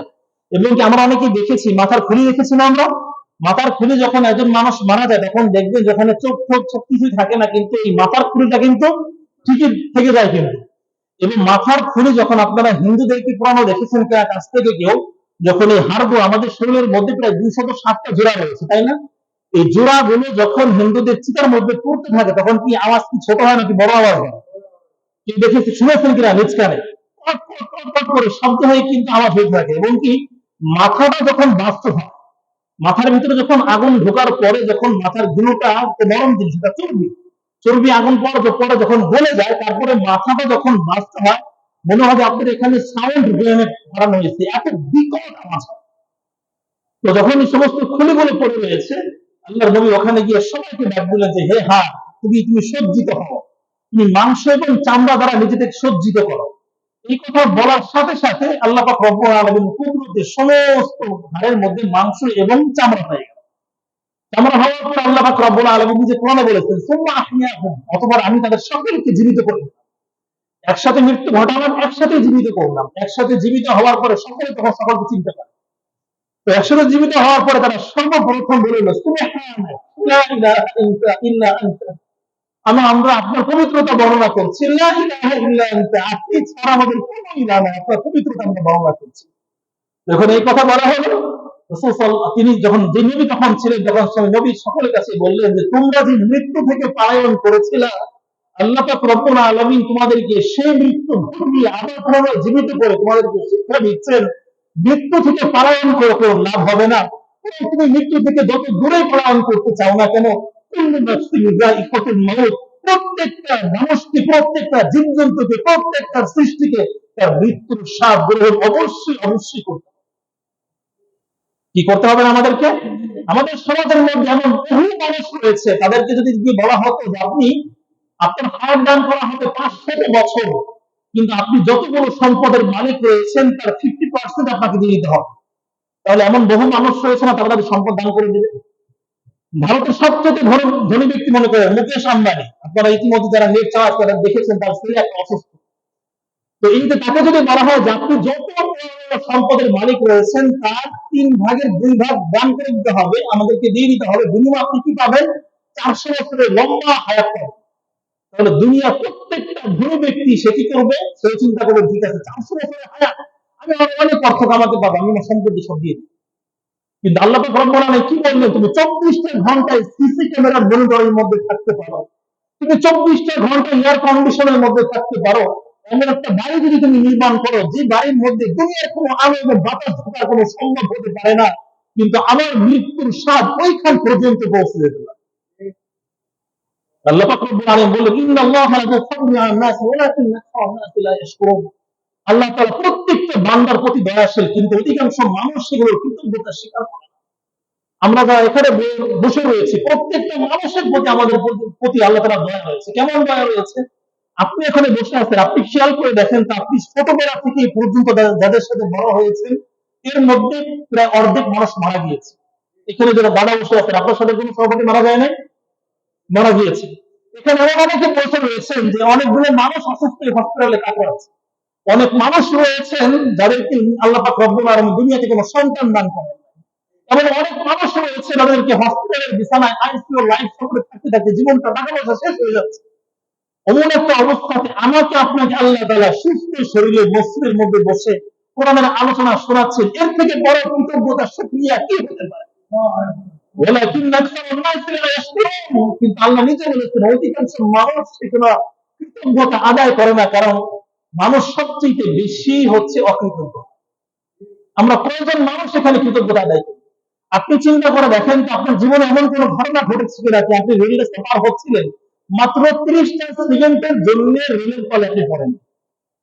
এবং প্রত্যেকটা মানুষ যারা এখানে বসে আছেন, আমি বুকে হাত দিয়ে বলতে পারবো আপনার জীবনে এমন এমন দুর্ঘটনার শিকার হয়েছেন, যদি আর 10টা সেকেন্ড পার হতো তাহলে আপনি দুনিয়াতে থাকতেন না। আপনি চিন্তা করে দেখেন হয়েছে না আমার আপনার জীবনে, যে রাস্তাটা পার হচ্ছিলাম, সামান্য একটু জন্য বেঁচে গেলাম, আল্লাহ বাঁচাই দিচ্ছে। প্রত্যেকটা মানুষের জীবনে এরকম ঘটনা ঘটেছে, মরতে মরতে মরা থেকে আমরা বেঁচে উঠেছি। প্রত্যেকটা মানুষের জীবনে আল্লাহ তাআলা দুনিয়াতে এমন কোন মানুষ সৃষ্টি করেন না একমাত্র ফিরআউন ছাড়া। ফিরআউনকে আল্লাহ তাআলা রাজত্ব দিয়েছিলেন, ফিরআউনকে শারীরিক সুস্থতা দিয়েছিলেন, ফিরআউনকে উচ্চবর্ণ বানিয়েছিলেন, আর্থিক সচ্ছলতা দান করেছিলেন, সবকিছু ফিরআউনকে দিয়েছিলেন। তাছাড়া প্রত্যেকটা মানুষকে আল্লাহ পাক রব্বুল আলামিন দুনিয়াতে এমন কঠিন কঠিন বিপদ থেকে রক্ষা করে যাতে করে সে আল্লাহকে চিনতে পারে, আল্লাহকে বুঝতে পারে, তার কৃতজ্ঞতা আদায় করতে পারে। কিন্তু এই মানুষগুলোর অবস্থা হচ্ছে যখনই আমরা একটু গাড়ির তলে পড়তে গেলাম, ফিরে চলে আসলাম, ওই সময় ঠিকই আল্লাহ তাআলার নাম নেই, কিন্তু 24 ঘন্টা পার না হতে ওই আল্লাহর ব্যাপারে আমরা সব থেকে বেশি নাফরমানি করি। আপনি চিন্তা করে দেখেন তো, দুইটা হাত কত সুন্দর আল্লাহ আমাদেরকে দিয়েছে। এমন একটা মানুষ এখানে দেখাতে পারবেন না যিনি আল্লাহ তাআলার কাছে দরখাস্ত করেছিলেন, হায় আল্লাহ, আমার দুইটা হাতের প্রয়োজন, একটা দিয়ে আমি ভাত খাবো, আরেকটা দিয়ে আমি খাবার যেটা নষ্ট করবো, আমি আমার বাথরুমে টয়লেটের কাজ সারবো। একজন মানুষ এখানে আছে দরখাস্ত করেছিলেন। আজকে সমাজের মধ্যে যদি দুইটা আপনার পাবলিক টয়লেটের ব্যবস্থা করতে হলেও আমরা এলাকার মেম্বার চেয়ারম্যানের কাছে দরখাস্ত দিয়ে আবেদন করি যে দুইটা পাবলিক টয়লেট দেন, একটা মহিলারা যাবে, একটা পুরুষরা যাবে। তাহলে আমরা যারা দুইটা হাত পেলাম যে একটা আমরা পবিত্র কাজ করবো, একটা দিয়ে আমরা টয়লেটের কাজ শেষ করবো, একজন মানুষ এমন পাওয়া যাবে না দুনিয়াতে যারা আল্লাহর কাছে দরখাস্ত করেছে, না চাইতেও আল্লাহ দুইটা হাত দিয়েছে। একজন মানুষ এমন পাওয়া যাবে না যারা এই কথা আল্লাহ তাআলাকে বলেছিলেন, আল্লাহ আমাকে এতটা মেধা শক্তি আপনি দান করেন যে মেধা দিয়ে আমি পুরো দেশ জয় করে ফেলবো, একজন মানুষ পাওয়া যাবে না। এই মানুষকে আল্লাহ পাক রব্বুল আলামিন এত শক্তি এত মেধা দান করেছে, সেই মানুষ সামান্য একটুকু মেধা নিয়ে সে রকেট বিদ্যা দিয়ে সে মঙ্গল গ্রহে যেতে পারে। ওই ব্যক্তি চাঁদে যাচ্ছে, ওই ব্যক্তি সবকিছু বুঝে কিন্তু আল্লাহ তাআলাকে বুঝে না। ওয়ালাকিন সে দুনিয়ার সব হিসাব নিকাশ বুঝে, তার কয় কোটি টাকা হলো সেটা বুঝে, তার ব্যাংকে প্রমোশন হলো কিনা সেটা বুঝে, তার জবটা ভালো কিনা খারাপ সেটা বুঝে, তার কয়টা সন্তান দরকার তাও বুঝে, তার কতটুকু ক্ষমতা দরকার তাও বুঝে, তার কতটুকু হায়াত দরকার তাও বুঝে, কিন্তু এই বান্দা তার আল্লাহ তাআলা ওয়ালাকিন আকসারুন নাসি লা ইয়াশকুরুন। অধিকাংশ মানুষ আমরা কি কৃতজ্ঞতা আদায় করি না। অপরাধ আল্লাহ পাক রব্বুল আলামিন বললেন ওয়াকাতিলু ফি সাবিলিল্লাহি ওয়া আলামু আন্নাল্লাহা সামিউন আলীম, যে তোমরা আল্লাহ পাক রব্বুল আলামিনের রাস্তায় তোমরা জিহাদ করো। আল্লাহ তাআলার রাস্তায় কি করতে বলেছে? জিহাদ করো। ওয়াকাতিলু ফি সাবিলিল্লাহ। আল্লাহ পাক রব্বুল আলামিন যখন 10,000 মানুষকে জীবিত করে দিলেন, জীবিত করার পরে আল্লাহ পাক রব্বুল আলামিন তাদের উপর আবার জিহাদ করার হুকুম দিচ্ছেন, ওয়াকাতিলু ফি সাবিলিল্লাহি ওয়া আলামু আন্নাল্লাহা সামিউন আলীম। তোমরা আল্লাহ তাআলার রাস্তায় জিহাদ করো, জেনে রাখো আল্লাহ পাক রব্বুল আলামিন সবকিছু শোনেন এবং সবকিছু জানেন। 243 নম্বর আয়াত থেকে 260 নম্বর আয়াত পর্যন্ত আল্লাহ পাক রব্বুল আলামিন এখানে বিশেষ করে তিনটা বিষয় আলোচনা করেছে। এক নম্বর বিষয় হচ্ছে এই আয়াতগুলোর মাধ্যমে আল্লাহ তাআলা মানুষদেরকে জিহাদের প্রতি উৎসাহ প্রদান করেছেন। দুই নম্বর হচ্ছে আল্লাহ পাক রব্বুল আলামিন এই আয়াতগুলোর মাধ্যমে আল্লাহ তাআলা কিভাবে মানুষকে মৃত্যু ঘটান এবং কিভাবে মানুষকে জীবিত করেন এই বিষয়ে একাধিক ঘটনা এখানে বর্ণনা করেছেন। তিন নম্বর অবস্থা হচ্ছে আল্লাহ পাক রব্বুল আলামিন এইখানের মধ্যে যুদ্ধের কিছু পূর্বের যুগের কিছু কাহিনীকে বর্ণনা করেছেন, এবং কি যারা আমরা মৃত্যু থেকে ভয় করার কারণে আমরা জিহাদ করতে পারি না, যুদ্ধে যেতে পারি না, তাদের ব্যাপারে আল্লাহ পাক রব্বুল আলামিন 243 থেকে 260 আয়াত পর্যন্ত বিভিন্ন জায়গায় আলোচনা করেছেন। 253 নম্বর আয়াতের মধ্যে আল্লাহ পাক রব্বুল আলামিন এত বিষয় আলোচনা করেছেন, মানুষকে কিভাবে মৃত্যুদান করা হয়, কিভাবে জীবিত করা হয়, ঈসা আলাইহিস সালাতু ওয়াস সালামের মাধ্যমে সামনে ঘটনা আসবে। এবং 258 নম্বর আয়াতের মধ্যে আল্লাহ পাক রব্বুল আলামিন ইব্রাহিম আলাইহিস সালাতু ওয়াস সালাম এবং তার সময় নমরুদের মধ্যে যেটা কথোপকথন হয়েছিল সে আলোচনা করেছে। এবং 259 এবং 60 নম্বর আয়াতের মধ্যে আল্লাহ পাক রব্বুল আলামিন উযাইর আলাইহিস সালাতু ওয়াস সালাম এবং ইব্রাহিম আলাইহিস সালাতু ওয়াস সালাম থেকে একটা চাহিদা ছিল যে কিভাবে আল্লাহ তাআলা জীবিত করবে আবার পুনরায়, এই ব্যাপারেও তিনি আলোচনা করেছেন। এবং উযাইর আলাইহিস সালাতু ওয়াস সালাম তিনি যেহেতু আল্লাহ তাআলার কাছে একই প্রশ্ন করেছে, ভাই আল্লাহ আপনি কিভাবে মানুষকে জীবিত করবেন, আল্লাহ পাক রব্বুল আলামিন উযাইরকে মৃত্যু ঘটিয়ে আবার জীবিত করিয়ে এই কথা প্রমাণ করেছেন, সেটাও এই সামনে আলোচনা আমাদের আসবে। তাহলে এখান থেকে যে আলোচনাটা শুরু হচ্ছে সেটা হচ্ছে জিহাদের প্রতি উৎসাহ প্রদান করা, এবং কি শুধু জিহাদের প্রতি না, আল্লাহ তাআলা কিভাবে মানুষকে সৃষ্টি করবেন, কিভাবে মৃত্যু দিবেন, এই বিষয়ে আলোচনা শুরু হচ্ছে। আল্লাহ তাআলা বলেন মানদাল্লাযী ইয়াকুরুল্লাহা কারদান হাসানান ফায়াদাইফাহু আদাআফান কাসীরা। খুব ভালো করে খেয়াল করে বুঝুন যে ওই ব্যক্তি, যেই ব্যক্তি আল্লাহ তাআলাকে কারজে হাসানা দিবে, আল্লাহ তাআলাকে করজ মানে হচ্ছে ঋণ দিবে, কি দিবে? ঋণ দিবে। ফায়াদাইফাহু আদাআফান কাসীরা, যেই ব্যক্তি আল্লাহ তাআলাকে ঋণ দিল, আপনি যদি 10 টাকা ঋণ দেন তাহলে আল্লাহ তাআলা আপনাকে এর থেকে আযাফান কাসীরা বহু গুণ বেশি করে আল্লাহ আপনাকে ফেরত দেবে। সুবহানাল্লাহ। মান যাল্লাযী ইউকরিদুল্লাহা কারদান হাসানা, একটা হচ্ছে কারদে হাসানা। আমাদের সমাজের মধ্যে যে ঋণগুলো রয়েছে এই ঋণগুলোকে কারদে হাসানা বলা হয়। আমাদের সমাজে মানুষ দুই ভাবে ঋণ দেয়। একভাবে ঋণ দেয় হচ্ছে যে আপনি 1,00,000 টাকা আপনি দিলেন, একটা সমিতি থেকে আপনি ঋণ নিলেন, প্রত্যেকটা মাসে মাসে আপনাকে অতিরিক্ত সুদ দিতে হচ্ছে, তাই না? এটা একটা ঋণ দেয়। আর একটা ঋণ আপনি সুদ থেকে নিচ্ছে না, কিন্তু সেটাকে কারদে হাসানা বলা হয়। কারদে হাসানা বলা হয় হচ্ছে গিয়ে আপনি আমাকে মুমিন ভাই হিসেবে 10 টাকা আপনি হাওলাত দিলেন, আপনার কাছ থেকে আমি ঋণ নিলাম, এবং কি আপনি মনে মনে চিন্তা করলেন যে এই ভাইয়ের যদি সচ্ছলতা ফিরে আসে তাহলে উনি আমাকে দিবে, আর যদি সচ্ছলতা না আসে তাহলে উনি আমাকে দিবে না। এই মানসিকতা যদি ঋণদাতার মধ্যে থাকে তাহলে এটাকে বলা হবে কারদে হাসানা। কি বললাম? আমি আবারও বলছি, আমি আপনাকে 10 টাকা ঋণ দিলাম, আমার মনের মধ্যে যদি এই কথা থাকে, যাকে আমি ঋণ দিলাম সে যদি দিতে পারে তো আলহামদুলিল্লাহ, সে যদি কখনো সচ্ছল হয় দিতে পারে তো আলহামদুলিল্লাহ, যদি না দিতে পারে তাহলে এই ব্যাপারে আমার কোনো দাবি থাকবে না, তাকে আমি মাফ করে দিব। এটাকে বলা হয় কারদে হাসানা।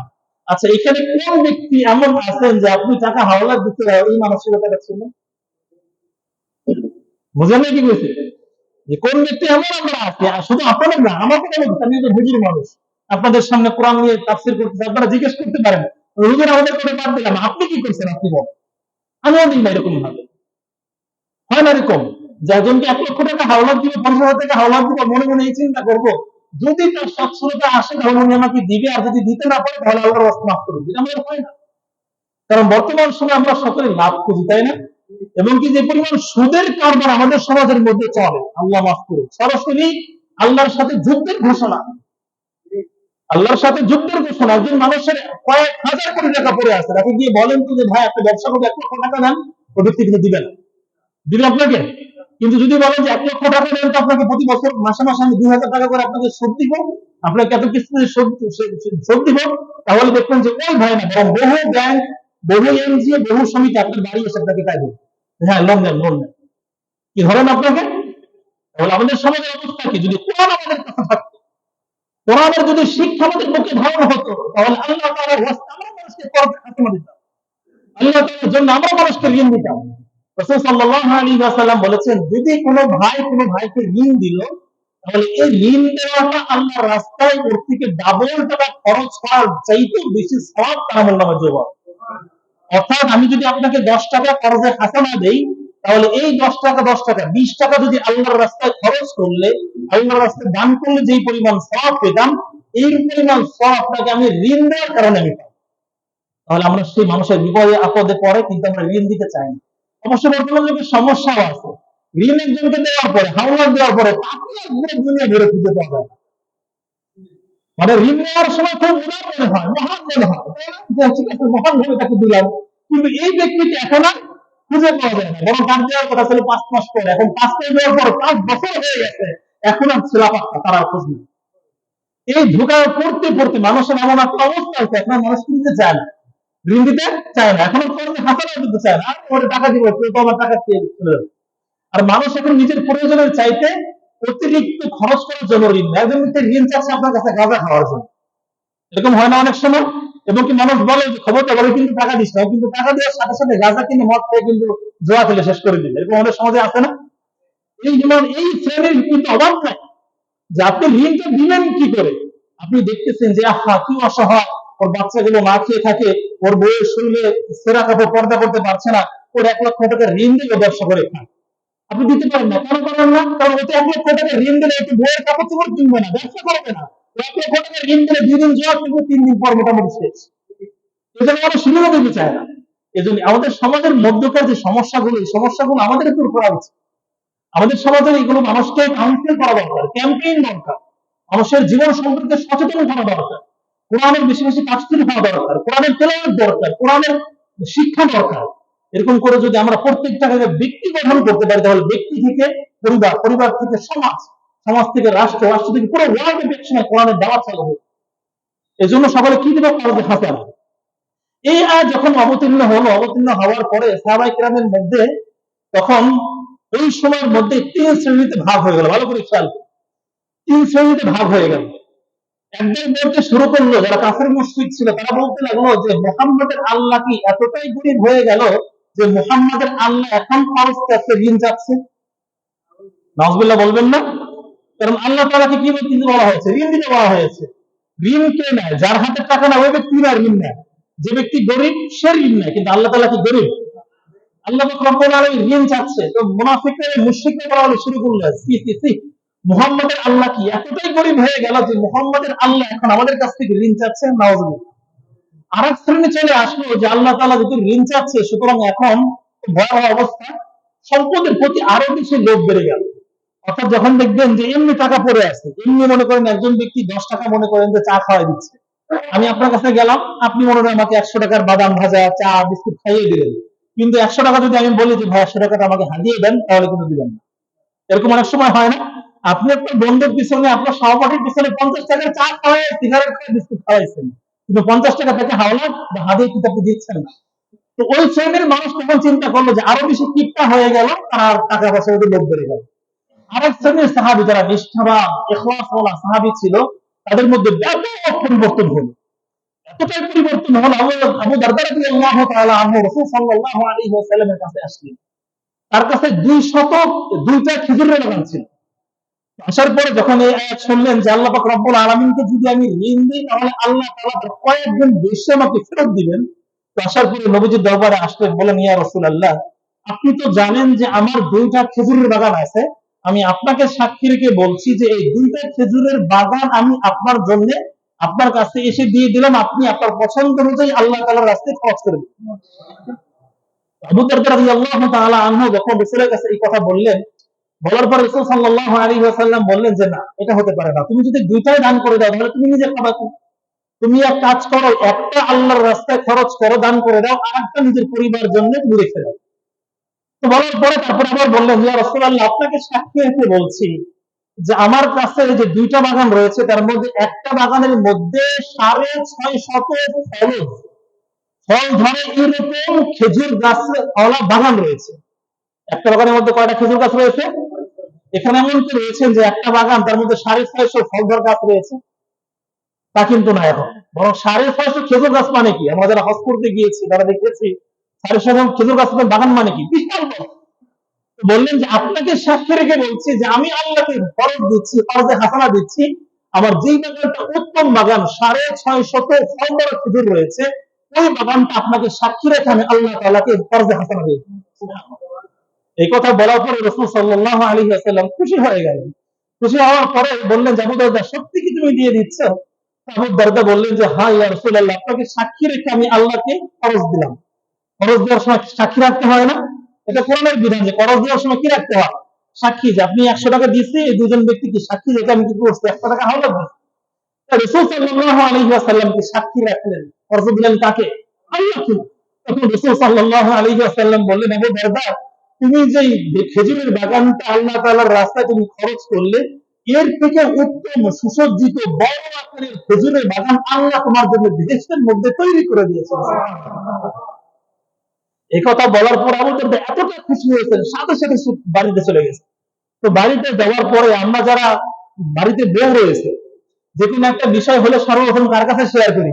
বউর কাছে তো নাকি? কোন সন্তানের কাছে কিন্তু আগে গিয়ে আমরা সেটাকে শেয়ার করি নাকি, কার কাছে? বউয়ের কাছে। যাওয়ার পরে সহধর্মিনীর কাছে বলছেন যে রাসূল সাল্লাল্লাহু আলাইহি ওয়াসাল্লামের কাছে আমি 2টা খেজুরের বাগান পেশ করেছিলাম, আল্লাহ রাসূল এখান থেকে একটা খেজুরের বাগান রেখে একটা আমাকে দিয়ে দিয়েছেন, এবং উত্তম খেজুরের বাগানটা আমি আল্লাহ রাসূলের কাছে আমি সাক্ষী রেখে আল্লাহকে ফরজ দিয়ে আসছি। বিনিময়ে আমি কি পেয়েছি জানো? তো বলে কি পেয়েছেন আপনি বিনিময়ে? তো বলছেন যে বিনিময়ে আল্লাহ রাসূল সাল্লাল্লাহু আলাইহি ওয়াসাল্লাম নিজে বলেছেন আল্লাহ তাআলা আমার জন্য এর থেকে কয়েক গুণ বৃদ্ধি করে জান্নাতের মধ্যে খেজুরের বাগান তৈরি করে দিয়েছেন। তো বলার পরে আবু দারদা রাদিয়াল্লাহু তাআলা আনহুর স্ত্রী অত্যন্ত খুশি হয়ে এবং তিনি দোয়া করে ফেললেন যে আল্লাহ তাআলা যদি আপনাকে যে বেহেশতের বাগানটা দিয়েছে ওইখান থেকে আমাকে একটু দিন। মহিলা মানুষ তো নাকি? আমি আর আপনি কি করি? আমাদের বউরা হচ্ছে গিয়ে শুধু আপনার বউ হতে, আমাদের বউরা কি করে যে হচ্ছে গিয়ে টাকা জমিয়ে আরো টাকার মধ্যে রাখা যায়। মহিলা মানুষ সৃষ্টিগত ভাবেই কিন্তু তারা একটু মানে হাত গুটানো হয়, এবং যারা কিন্তু সহজে কিছু কি করে না, দান করতে চায় না, যারা সহজে কিছু দান করতে চায় না। কিন্তু সাহাবায়ে কেরামের অবস্থা কি ছিল? অবাক হয়ে যাবেন, একজন সাহাবী তার সন্তানের, একজন মহিলা একজন তার সন্তানকে বুকের দুধ পান করা, এই উদ্দেশ্যে পান করা যে সন্তান তুমি বড় হয়ে আল্লাহ তাআলার রাস্তায় তুমি জিহাদ করবে, এই উদ্দেশ্যে আমি তোমাকে বুকের দুধ পান করাচ্ছি। আপনি চিন্তা করে দেখেন যে একজন মা তার সন্তানকে ছোট্টবেলা থেকে দুধ পান করাচ্ছে এই উদ্দেশ্যে। একজন মা তার সন্তানকে ছোট্টবেলা থেকে খাবার খাওয়ার উদ্দেশ্যে তুমি বড় হয়ে আল্লাহর রাস্তায় তোমার জীবন উৎসর্গ করো। এখানে কয়জন বাবা আমরা এমন রয়েছি যে সন্তানের মুখে যখন একটা খেজুর তুলে দেই তখন আমরা এই কথা বলি যে আল্লাহ তাআলার রাস্তায় যদি কখনো ডাক আসে, কখনো প্রয়োজন পড়ে, তাহলে সন্তান তোমাকে যে খেজুরটা খাওয়ালাম তুমি কিন্তু এটার শক্তি তুমি রাখবে। কয়জন মা আমাদের সমাজের মধ্যে রয়েছে যে মাটা সে এই চিন্তা করে যে সন্তানকে যখন বুকের দুধ পান করাচ্ছি তখন এই উদ্দেশ্যে পান করাচ্ছি সন্তান এই দুধ খেতে শরীর হবে, রক্ত হবে, হাড্ডি হবে, মাংস হবে, শক্তি হবে, ওই শক্তি সে আল্লাহ তাআলার সিজদার মধ্যে খরচ।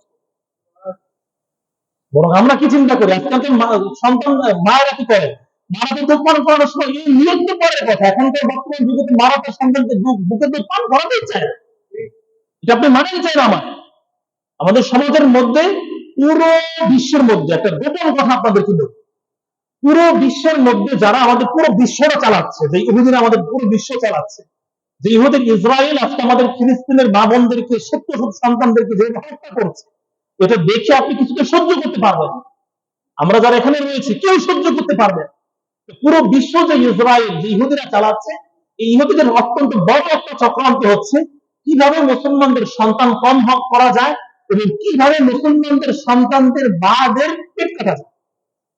এই দুটো চক্রান্ত, তার সাথে আর একটা চক্রান্ত হচ্ছে যে কিভাবে একটা মুসলমানের সন্তানের কান থেকে আজান পেশ করানো যায়।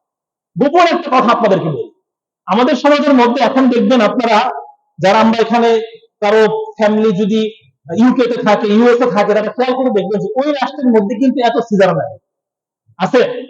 যারা আছে সম্প্রতি আপনারা খেয়াল করে দেখবেন যে ওই রাষ্ট্রের মধ্যে কিন্তু নর্মাল ডেলিভারি কিন্তু সব থেকে বেশি। কিন্তু আমাদের যারা মুসলিম কান্ট্রি গুলো রয়েছে এই কান্ট্রি গুলোর মধ্যে কিন্তু বেশিরভাগ মানুষের সিজার করতে হয়। আপনি দেখেন যে একটা সিজারের মাধ্যমে কি করে ক্ষতি হচ্ছে। একটা মাকে যখন সিজার করানো হলো তখন তার ডেলিভারির জন্য সন্তান হলো, সে চাইলেও কিন্তু 3টা সন্তানের বেশি সে নিতে পারছে না। মুসলমানের উম্মত কমতে শুরু করলো এবং কি করতে হলো, তাকে হচ্ছে এমন কিছু ইনজেকশন এখানে শরীরের মধ্যে পুশ করা হলো যে ইনজেকশনের মাধ্যমে ওই মায়ের যে বুকের দুধ আছে সেটা শুকিয়ে যায়। এবং আপনারা খেয়াল করে দেখবেন যে বেশিরভাগ মায়েদের যাদের সিজার করা হয় এদের সন্তানরা বুকের দুধ পায় না। আরেকটা কাহিনী কি করবো, আমাদের সমাজের মধ্যে আগে যে ডেলিভারি রুম গুলো ছিল, আমাদের প্রত্যেকটা ইউনিয়ন পর্যায়ে কিন্তু নগর মাতৃ সদন নামে একটা জায়গা আছে না, প্রত্যেকটা ইউনিয়ন পর্যায়ে থানা পর্যায়ে কিন্তু আছে। এখন যে ডেলিভারি রুম গুলো পুরো বিশ্বের মধ্যে, আমি ইন্ডিয়াতে যখন ছিলাম 2 বছরের মধ্যে বহু হসপিটালে গেছি, ডেলিভারি রুম গুলোর মধ্যে হচ্ছে ওখানে একটা মিউজিক বাজানো হয়, গানের একটা মিউজিক বাজানো হয়। কারণ যখন একটা সন্তান দুনিয়াতে ভূমিষ্ঠ হয় তখন তার ব্রেনটা সবচেয়ে বেশি সাপ থাকে, খালি থাকে, এই মেমোরির মধ্যে কিছু ঢুকানো হয় না। একটা সন্তানকে যখন মায়ের পেট থেকে বের হওয়ার পরে সর্বপ্রথম ইসলামের শিক্ষা কি বলেন তো, ডান কানে আজান দিবে, বাম কানে ইকামত দিবে, এটা হচ্ছে সর্বপ্রথম শিক্ষা। মায়ের পেট থেকে বের করার সাথে সাথে কিন্তু আল্লাহ পাক রব্বুল আলামিন বা রাসূল কিন্তু বলেন না যে তুমি এখন গিয়ে কোরআন পড়তে শুরু করে দাও। মায়ের পেট থেকে বের করার পরেও কিন্তু রাসূল কিন্তু এই কথা বলেন না ঠিক আছে যে মায়ের পেট থেকে বের করলে সে মাকে ডাকা শেখাবে। সর্বপ্রথম রাসূল বললেন যে মায়ের পেট থেকে সে দুনিয়াতে ভূমিষ্ঠ হলো, সর্বপ্রথম তার ডান কানে আজান এবং বাম কানে আজান দিয়ে দাও। কেন দিবে? যখন তার ব্রেনটাতে দুনিয়ার কোনো আওয়াজ ঢুকেনি, ওই আওয়াজটা ঢুকানোর আগে আল্লাহ তাআলার নামের আওয়াজটা ঢুকিয়ে দাও, যাতে করে সে কিয়ামত পর্যন্ত আল্লাহর বরকতের নিয়ে সে দুনিয়াতে চলতে পারে। কিন্তু এখন ইহুদিদের কালচার হচ্ছে ডেলিভারি রুমের মধ্যে তারা হচ্ছে মিউজিকের ব্যবস্থা করলো। একটা সন্তান যখন মায়ের পেট থেকে বের হলো তখন সে সর্বপ্রথম আজান শোনার আগে কোন আওয়াজটা তার কানে গেল? আওয়াজ করে বলেন কোন আওয়াজটা? মিউজিক গেল। আচ্ছা, এখানে যারা বসে আছেন দাদা, বাবা, ভাই, সকলের কাছে জিজ্ঞেস করি, এই যে গানের যে বাদ্যটা, এটা শোনা কি হালাল নাকি হারাম? এই যে গানের বাদ্যটা, এটা কি আমার কোরআন সুন্নাহর বাদ্য নাকি সম্পূর্ণ একটা হারাম বাদ্য? তাহলে আমার সন্তানের কানে আজান দেওয়ার আগে, আমার সন্তানের কানে আল্লাহু আকবার ধ্বনি দেওয়ার আগে যেই ইহুদিরা আমার সন্তানের কানের মধ্যে, ব্রেনের মধ্যে মিউজিকের বাদ্য ঢুকিয়ে দিতে পারে, তাহলে ওই সন্তানের ব্যাপারে ইহুদিদের কি চিন্তা ভাবনা? এখন তো আমাদের সমাজের এমন ভয়াবহ অবস্থা আপনি কল্পনা করতে পারবেন। এবং আপনি চিন্তা করে দেখবেন যে শুধু এখানেই শেষ না, আপনি অবাক হয়ে যাবেন যে আমাদের সমাজের মধ্যে একটা কথা বলে, এখানে কিন্তু সকলেই বয়োজ্যেষ্ঠ মানুষ রয়েছে, এটা একটা সিক্রেট কথা। যারা কোরআন সুন্নাহ নিয়ে আমরা মোটামুটি ঘাটাঘাটি করে বিভিন্ন জায়গাতে যাই, আমাদের সমাজে যারা মা বোনেরা রয়েছেন ভালো করে খেয়াল করবেন, নির্দিষ্ট তাদের একটা মা, একটা বোনের, একটা মহিলা, আমার আপনার মা বোন সকলেরই, আমার স্ত্রী বলেন, প্রতি মাসের একটা নির্দিষ্ট সময় তাদের পেট থেকে আল্লাহ প্রদত্ত সৃষ্টিগত ভাবে একটা রক্ত বের হয়, তাই না? পিরিয়ড হয়, যেটাকে আমরা ঋতুস্রাব বলি বা ইসলামের পরিভাষা হায়াজ বলি, এটা তো সকলেই জানি আমরা। তো এই সময় আমরা চিন্তা করে দেখেন, তো আজ থেকে যারা আমরা বাবার বয়সী, দাদার বয়সী এখানে যারা আছেন, সমাজের মধ্যে যে স্যানিটারি ন্যাপকিন গুলো বর্তমানে পাওয়া যায়, এই ব্যবস্থা কি আজ থেকে 40 বছর আগে ছিল? দাদা যারা আছেন, বাবা যারা আছেন, একটা কথা বোঝানোর জন্য বলছি, এই স্যানিটারি ন্যাপকিনটা কি আজ থেকে 50 বছর আগে ছিল? ছিল না। কিন্তু আজ থেকে 50 বছর আগে কি তাহলে কি মাদের, আমার মায়ের, আপনার মায়ের কি এই ঋতুস্রাবটা হতো না? তখনও হতো। তখন তারা কি দিয়ে এই ব্যবস্থাটা করতো? আপনি শুনলে অবাক হয়ে যাবেন, এখানে ইহুদিদের কি একটা চক্রান্ত আপনি খেয়াল করে দেখেন। প্রত্যেকটা স্যানিটারি ন্যাপকিনের মধ্যে হচ্ছে এমন কিছু মেডিসিন, এমন কিছু জিনিস তারা ঢুকিয়ে দিবে, যখন দেখেন, আমরা চিন্তা করে দেখি তো, আজ থেকে 50 বছর আগে মা বোনদের যে কঠিন রোগ, একটা হচ্ছে ব্রেস্ট ক্যান্সার আর একটা হচ্ছে জরায়ু ক্যান্সার, বর্তমান সময়ে যেগুলো একটা মহামারীর মতো ধারণ করছে। আপনি চিন্তা করে দেখেন তো, যারা আমার থেকে বয়োজ্যেষ্ঠ আছেন, আজ থেকে 40 বছর আগে সমাজের মধ্যে কয়জন মায়ের ব্রেস্ট ক্যান্সার হয়েছিল আর কয়জন মায়ের জরায়ু ক্যান্সার হয়েছিল? একজন বাবা বলেন। আমি আপনাকে বাবা বলে ডাকলাম, একজন আব্বা বাবা এখানে দাঁড়ায় বলেন তো, বা বলেন যে আমাদের সমাজের মধ্যে বর্তমানে সে কম ছিল নাকি বেশি ছিল তখন ক্যান্সারটা? বরং আপনি খেয়াল করে দেখবেন, যারা বাবা আছেন, দাদা আছেন, খেয়াল করে দেখবেন যে আজ থেকে 50 বছরের আগে পুরো একটা জেলার মধ্যে এমন মানুষ হয়তো খুঁজে পাওয়া যাবে না যার জরায়ু ক্যান্সার ছিল। তখন কিন্তু স্যানিটারি ন্যাপকিনের ব্যবস্থা ছিল, তখন কিন্তু ব্রেস্টের মধ্যে পড়া এগুলো কোনো ব্যবস্থা ছিল না। কিন্তু ইহুদিদের এমন একটা চক্রান্ত আমাদের প্রত্যেকটা রন্ধে রন্ধে ঢুকে গেল যে স্যানিটারি ন্যাপকিন মুসলমানদের হাতে তুলে দাও, তাদেরকে ভালো ভালো কথা বলে দাও, বাহ্যিক দৃষ্টিতে ভালো ভালো জিনিসটা আসলে ভালো উপকারী জিনিস, দরকারি জিনিস, কিন্তু এমন কিছু মেডিসিন এটার মধ্যে তোমরা ঢুকিয়ে দাও, যে মেডিসিনটা একটা মা, একটা বোন যখন ওইখানে ব্যবহার করবে, ওইখান থেকে ওয়াশ হয়ে তার ভিতরে জরায়ু পর্যন্ত যাবে, ও জরার মধ্যে গেলে এখন আবার সন্তান হচ্ছে। আপনি খেয়াল করে দেখবেন, আমরা তো একজন ইমাম সাহেব মানুষ, খতিব সাহেব মানুষ, আপনারা নিজেরা যে কাহিনী না জানেন, একজন ইমাম খতিব সাহেব কিন্তু এলাকার কাছে বেশি কাহিনী জানেন, এটা তো বিশ্বাস করেন। একজন ইমাম সাহেব এলাকার যে পরিমাণ কাহিনী জানে, যদি উপন্যাস লিখতে শুরু করলে এরকম বড় বড় উপন্যাস হয়ে যায়। কত বাবারা রয়েছেন, কত মহিলারা রয়েছেন, তারা এসেই ফোন করে কান্না করে, একটা সন্তান হচ্ছে না, একটা বাবারা শুনতে পারছে না, 10 বছর, 12 বছর, 15 বছর হয়ে গেছে। আজ থেকে 40 বছর আগের কথা আপনি চিন্তা করে দেখেন তো, আমাদের সমাজের মধ্যে কয়টা বন্যা ছিল, সন্তান হতো এমন কয়জন মা ছিল? বরং আমি আমার দাদার 14টা সন্তান, একটা দাদির কাছ থেকে। দাদি আমার একজন, কিন্তু সন্তান কয়জন? 14 জন সন্তান। আপনারা সকলেই খেয়াল করে দেখবেন যে সকলের 5টা, 7টা, 10টা সকলেরই সন্তান, কিন্তু এখন একটা সন্তান হওয়াতে গিয়ে সকলের মাথার ঘাম পায়ে ফেলে যাচ্ছে। বরং এসে হুজুরের কাছে কান্না করে, এবং পীর সাহেবের দরবারে যায়, এবং ডাক্তারের কাছে যায়, সন্তান হচ্ছে না। ডাক্তারের কাছে দিয়ে যাওয়ার পরে বলে যে না, আপনাদের কোনো সমস্যা নেই। এরকম আপনারা খেয়াল করে দেখবেন, এসব আমাদের কাছে বলে যে হুজুর, আমি ডাক্তার দেখাইছেন? হ্যাঁ দেখেছি, বাংলাদেশে দেখাইছি, ইন্ডিয়াতে দেখাইছি, সিঙ্গাপুর গেছি। কি বলছে? একটা বলছে না, দুজনে টেস্ট করে দেখছে, সিমেন্ট টেস্ট করা হয়েছে, বডি টেস্ট করা হয়েছে, কোনো সমস্যা নেই। তাহলে কোনো সমস্যা যদি না থাকে, তাহলে সমস্যাটা কোথায় আছে? সন্তান হবে না কেন বলেন? কোনো সমস্যা না থাকলে সন্তান হবে না কেন? ইহুদিরা এমন একটা ব্যবস্থা আমাদের করে দিচ্ছে, মায়েদের মাতৃগর্ভে, আমি আপনি যে মাতৃগর্ভের মধ্যে ছিলাম, বেবি মাসের মধ্যে ছিলাম, এমন কিছু মেডিসিন এখান পর্যন্ত পৌঁছে দিল বাতাসের মাধ্যমে, যেটা পৌঁছানোর কারণে এখন আর একটা মা তার মা ডাক শুনতে পারে। মুসলমানদের সন্তান কমিয়ে দাও, যাতে করে মুসলমানদের সন্তান কমিয়ে গেলে তো পুরো দেশের মধ্যে মুসলমানদের রাজত্ব চলবে না। মুসলমানদের সন্তানকে কমিয়ে দাও, তাহলে তো কোরআনের পক্ষে কেউ কথা বলতে পারবে না। মুসলমানদের সন্তানকে কমিয়ে দাও, তাহলে তো হাদিসের পক্ষে কেউ কথা বলতে পারবে না। মুসলমানদের সন্তানকে কমিয়ে দাও, তাহলে তো কোরআনের পতাকা নিয়ে কি সামনের দিকে আগাতে পারবে না। বরং এখন সন্তানই একটা, ওই সন্তানকে যদি এখন আমি কোরআনের শিক্ষা দিতে, জিহাদের ময়দানে পাঠাতে চাই, তারপরে আমি বাবা হিসেবে আমার মনটা ধুক করে, আমার মনটা তো ধুক করে যে একটা মাত্র সন্তান আমার, একে যদি আমি পাঠিয়ে দিই জিহাদের ময়দানে, যদি মারা যায়, তাহলে জীবনটা আমাকে না সন্তান হারা হয়ে থাকতে হবে। আর আগে যদি মনে করেন সন্তান ছিল আপনার হচ্ছে 10টা, 6টা, ছেড়ে দিতে 6টা, আচ্ছা বিদ্যা যাক, জিহাদের ময়দানে যা, কোনো সমস্যা নেই। এমনই তো মানুষের কথা হতো। তো যেখান থেকে আলোচনা আসছিল যে আল্লাহ পাক রব্বুল আলামিনের কাছে কর্মে হাসানা দেয়, আল্লাহ তাআলার কাছে আমাদেরকে কর্মে হাসানা দেওয়া, এটা আমাদের জন্য আবশ্যক, এটা আমাদের দরকারি বিষয়। আবু দারদা রাদিয়াল্লাহু তাআলা আনহু এই হাদিস থেকে এটা আসছে। তো এই যখন আয়াত অবতীর্ণ হলো, এবং বললাম যে এক শ্রেণীর মানুষ তখন ভাগ হয়ে গেল এই কথা অনুযায়ী, তো তারা বলতে লাগলো যে মুহাম্মাদের নবী সে হচ্ছে গরিব হয়ে গেছে। কি হয়ে গেছে? গরিব হয়ে গেছে। এটার সাথে সাথে আল্লাহ পাক রব্বুল আলামিন সূরা আলী ইমরান আয়াত অবতীর্ণ করলেন, লাকাদ সামিআল্লাহু কাওলাল্লাযীনা ক্বালু ইন্নাল্লাহা ফাকীরুন ওয়া নাহনু আগনিয়া। আল্লাহ পাক রব্বুল আলামিন তিনি ভালো করে শুনছেন। কি শুনছেন? যে সমস্ত ব্যক্তিবর্গ এই কথা বলছে যে আমরা হচ্ছে ধনী আর আল্লাহ হচ্ছে গরিব, নাউজুবিল্লাহ। তাদের কথা শুনছেন আল্লাহ পাক রব্বুল আলামিন, মানে সারাত্তু প্রত্যেকটা কথা আমি লিপিবদ্ধ করে রাখছি, এবং এটা লিপিবদ্ধ করে রাখছি যে ওই সমস্ত ব্যক্তিবর্গ কতগুলো আম্বিয়া কেরামকে তারা হত্যা করছে, এটা আমি আল্লাহ লিপিবদ্ধ করে রাখছি। ওয়ানাকুলু যুকু আযাবাল হারিক, হাসরের ময়দানে যখন প্রত্যেকটা মানুষকে যখন উঠানো হবে, প্রত্যেকটা জালিমকে আমি আল্লাহ পাক রব্বুল আলামিন, আমি আল্লাহ প্রত্যেকটা জালিমকে আমি কঠিন শাস্তি যখন সম্মুখীন করব।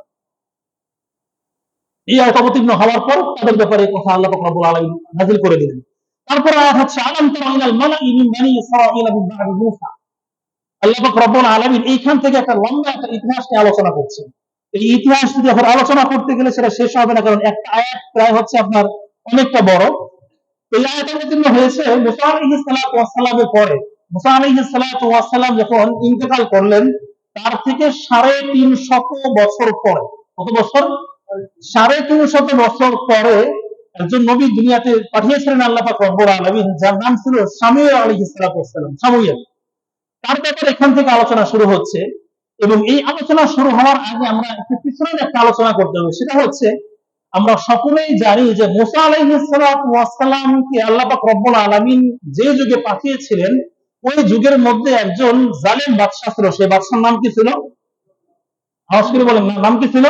ফিরাউন। আমরা সকলেই জানি যে ফিরাউনের বিপক্ষে মুসা আলাইহিস সালাতু ওয়াস সালাম কি করেছেন? যুদ্ধ করেছেন, তার বিপক্ষে ছিলেন।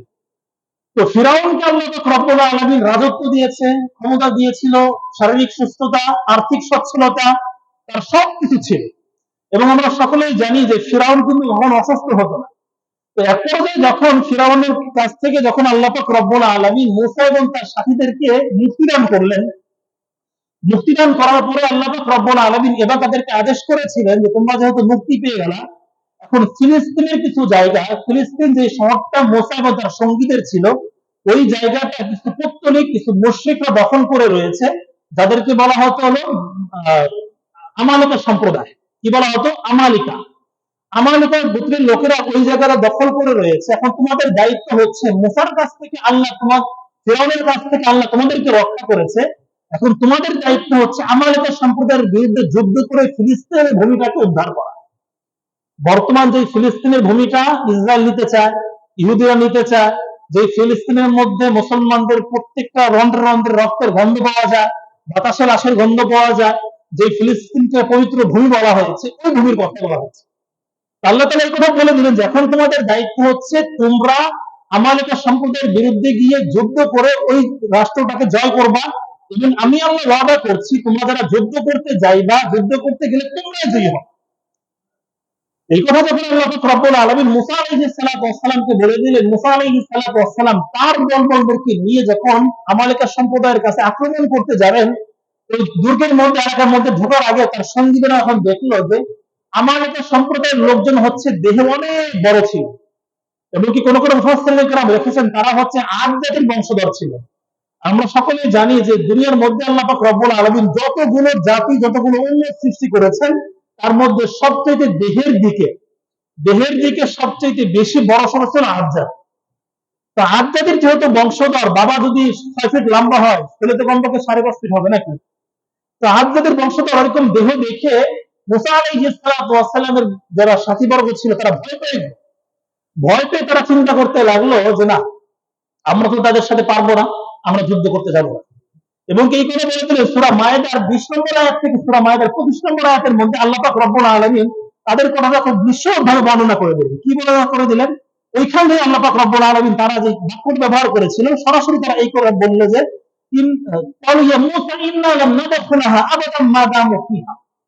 যে আমালিকা সম্প্রদায়ের বড় বড় শরীর বিশিষ্ট লোকেরা যতক্ষণ পর্যন্ত ওই গোত্রের মধ্যে থাকবে, ততক্ষণ পর্যন্ত মুসা আমরা তোমার সাথে যুদ্ধ করতে যাব না, প্রবেশ করব না। তারপরে বলে দিলেন তুমি এবং তোমার রব যাও ফাকাতিলা, তাদের সাথে যুদ্ধ করো, ইন্না হা হুনা কাঈদুন, আমরা এখানে বসে থাকবো। কারা বললো এই কথা? মুসার সাথীবর্গরা বললো মুসা আলাইহিস সালাতু ওয়াস সালামকে বলল কি তুমি এবং তোমার রব যাও ফাকাতিলা, তাদের সাথে যুদ্ধ করো, যুদ্ধ করে রাষ্ট্র স্বাধীন করবা, আমরা গিয়ে কি করবো মুক্তি খাবো। এবার কথা এরকম যে যুদ্ধ তোমরা করবা, রাষ্ট্র স্বাধীনে তুমি আর তোমার রব গিয়ে করো, স্বাধীন হয়ে গেলে তারপর আমরা গিয়ে ওখানে বসবাস শুরু করি। মুসা আলাইহিস সালাতু ওয়াস সালামকে যখন এই কথা বলে দেওয়া হলো, মুসা আলাইহিস সালাতু ওয়াস সালামকে আল্লাহ তাআলা সান্ত্বনা দেওয়ার জন্য বলেন ক্বালা রাব্বি ইন্নী লা আমলিকু ইল্লা নাফসি। মুসা আলাইহিস সালাতু ওয়াস সালাম তখন আল্লাহকে বললেন যে আয় আল্লাহ, আমি আমার নিজের নফসের ব্যাপারে এবং ওয়াক্তি এবং আমার ভাই হারুন এই দুইজন ছাড়া আমি তার কাউকে আমার সাথে পাচ্ছি না।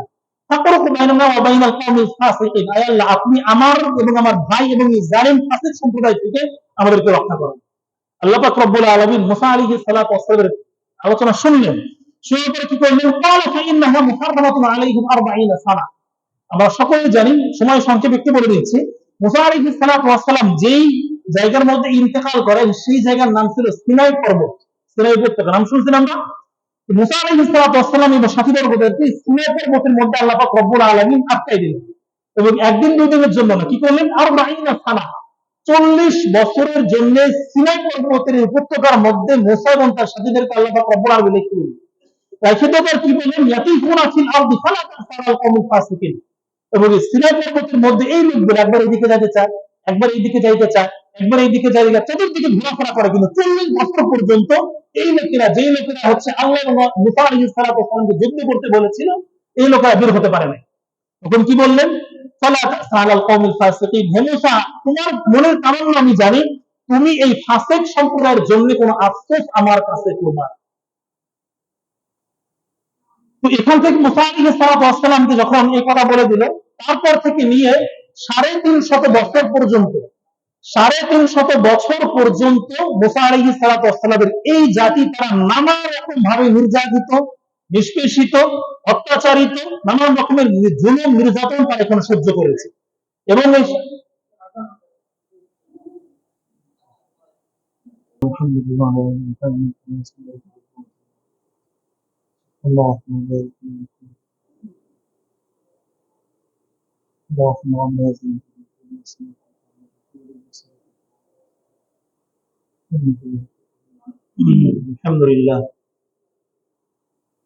রাসূল সাল্লাল্লাহু আলাইহি ওয়াসাল্লাম বলেছেন, যে ব্যক্তি আযানের উত্তর দিবে এবং আযানের পরে দুরূদ শরীফ পাঠ করে দোয়া পাঠ করবে, আমার শাফায়াত তার জন্য ওয়াজিব হয়ে যাবে। কাজেই আযান হলে আমরা সকলে চেষ্টা করব আমরা আযানের সময় চুপ থাকবো দুনিয়াবি কথা বলা থেকে, তবে আযানের উত্তর দেওয়া। আযানের উত্তর সকলে পারি তো? আযানের উত্তর দেওয়ার চেষ্টা করব এবং প্রত্যেকটা শব্দের শব্দে মুয়াজ্জিন সাহেব যেটা বলেন তার পরিবর্তে আমরা উত্তর দিব। এবং আযান শেষ হওয়ার সাথে সাথে দুরূদ শরীফ পাঠ করব। দুরূদ শরীফ পড়ার পরে একটা দোয়া আছে, দোয়াটা পারেন তো সকলে? আল্লাহুম্মা রাব্ব হাযিহি দাওয়াতিত তাম্মা ওয়াস সালাতিল কাইমা আতি মুহাম্মাদান আল ওয়াসিলাতা ওয়াল ফাদিলা ওয়াবআস মাকামান মাহমুদান আল্লাযী ওয়া'আদতা। এক হাদিসে এই পর্যন্ত এসেছে, অপর হাদিসের মধ্যে ইন্নাকা লা তুখলিফুল মিআদ, এতটুকু সহ আছে। আমরা সকলে চেষ্টা করব এতটুকু আমল করার জন্য। আপনি যদি দিনের মধ্যে 5 বার করেন তাহলে সময় খুব বেশি যাবে না, কিন্তু বিনিময়ে কি পাচ্ছেন? হাসরের কঠিন মুহূর্তের সময় আপনার রাসূল আপনার জন্য সুপারিশ করবে। এজন্য সকলে এই কাজটা করার জন্য চেষ্টা করব। তো আলোচনা চলছিল মুসা আলাইহিস সালাতু ওয়াস সালাম ইন্তেকালের 350 বছর পরে শামুয়েল আলাইহিস সালাতু ওয়াস সালাম দুনিয়াতে আসলেন। তো এর মধ্যে 350 বছরের মধ্যে তারা নানা রকম ভাবে নির্যাতিত, নিষ্পেষিত হওয়া শুরু করলো আমা এলাকা সম্প্রদায়ের কাছ থেকে।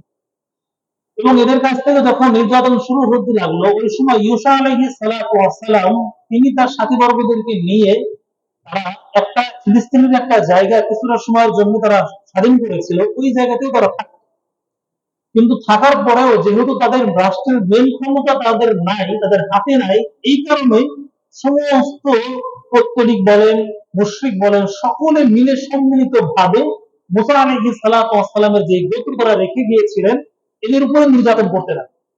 নির্যাতন আর কতদিন সহ্য করবে? নির্যাতন সহ্য করতে করতে করতে করতে দেয়ালে একসময় পিঠ থেকে গেল, আর সহ্য করা যায় না।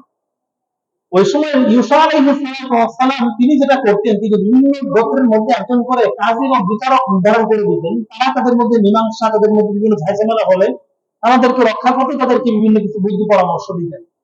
300 বছর পর মুসা আলাইহিস সালাতু ওয়াস সালামের ইন্তেকালের 300 বছর পর ঈসা আলাইহিস সালাতু ওয়াস সালাম যখন ইন্তেকাল করলেন, দুনিয়া থেকে নিয়ে চলে গেলেন, তারপরে শামূএল আলাইহিস সালাতু ওয়াস সালাম আসলেন। আসার পরে যখন দেখলেন যে জাতিরা শুধুমাত্র মার খেয়ে যাচ্ছে। মার কেন খাচ্ছেন? মার খাওয়ার একটা মাত্র কারণ যে তারা আল্লাহ পাক রব্বুল আলামিন তাদেরকে যখন বলেছিল যে মুসার সাথে যাও, ওই যে একটা পবিত্র ভূমি সেটাকে উদ্ধার করতে হবে, আল্লাহ ওয়াদা করলেন যে তোমাদের হাতে বিজয় দান করা হবে, কিন্তু সাধারণ মানুষরা তারা ভয় পেলে মৃত্যু থেকে বাঁচতে চায়, মৃত্যুকে ভয় পেল যে আমাকে সম্প্রদায়ের লোকজন তাদেরকে মেরে ফেলবে। এই মৃত্যু থেকে ভয় পাওয়ার কারণে তারা জিহাদ করতে গেল না। আল্লাহ পাক রব্বুল আলামিন এই শাস্তির স্বরূপ তাদেরকে 350 বছর মার খাওয়াইছে। ব্যাপারটা কেমন হলো স্বাভাবিক একটু ইতিহাস নিয়ে আলোচনা করি। আমরা যখন 1757 সালে যখন আমাদের পুরো ভারত মহাদেশের বাংলাদেশ, ভারত, পাকিস্তান যখন স্বাধীনতা হারালো, তাদের হাতে ইস্ট ইন্ডিয়া কোম্পানি, সেই সাদা চামড়ার ইংরেজদের হাতে। ইতিহাস আমার থেকে আপনারা খুব ভালো করে জানেন। এবং আমাদের যে সর্বশেষ নবাব যিনি স্বাধীনতা হারালেন পলাশের ময়দানে, তারপর থেকে ওই সময় কিন্তু আমরা যারা বয়োজ্যেষ্ঠ আছেন, ইতিহাস যারা আমরা সকলেই জানি, কম বেশি জানি, যে যখন ইংরেজরা তার গলার মধ্যে গামছা দিয়ে রশি দিয়ে পায়ে টেনে নিয়ে যাচ্ছিল, তখন কিন্তু আমাদের দেশের মানুষের সংখ্যা কি কম ছিল নাকি বেশি ছিল? এবং কি আমরা সকলেই জানি, অনেকে কথিত রয়েছে যে ওই সময় যদি একজন করে মানুষ অস্ত্র না, যদি একটা করে মানে জিগে গাছের বা খেজুর গাছের যদি ডাল দিয়ে যদি মারতো, তাহলেও কিন্তু ইংরেজদের হাত থেকে নবাবকে রক্ষা করতে পারত। এরা কিন্তু আমরা সকলেই আমরা কম বেশি বলি, আমাদের ইউনিভার্সিটিতে আমাদের টিচারদের কাছ থেকে আমরা একই কথা শুনি। কিন্তু কি করেছে তারা? কেউ কোনো প্রতিবাদ না করে বসেছিল। বসে থাকার কারণে কি হয়েছে? শুধুমাত্র কি 1-2 দিনের জন্য কি ইংরেজরা আমাদের উপরে গোলাম মানে ঘোরাইছে নাকি কয়দিন? 190 বছর, 1757 সাল থেকে নিয়ে 1947 সাল পর্যন্ত 190টা বছর আমাদেরকে গোলাম বানিয়ে সাদা চামড়া মানুষগুলো আমাদেরকে বেছে নেবে।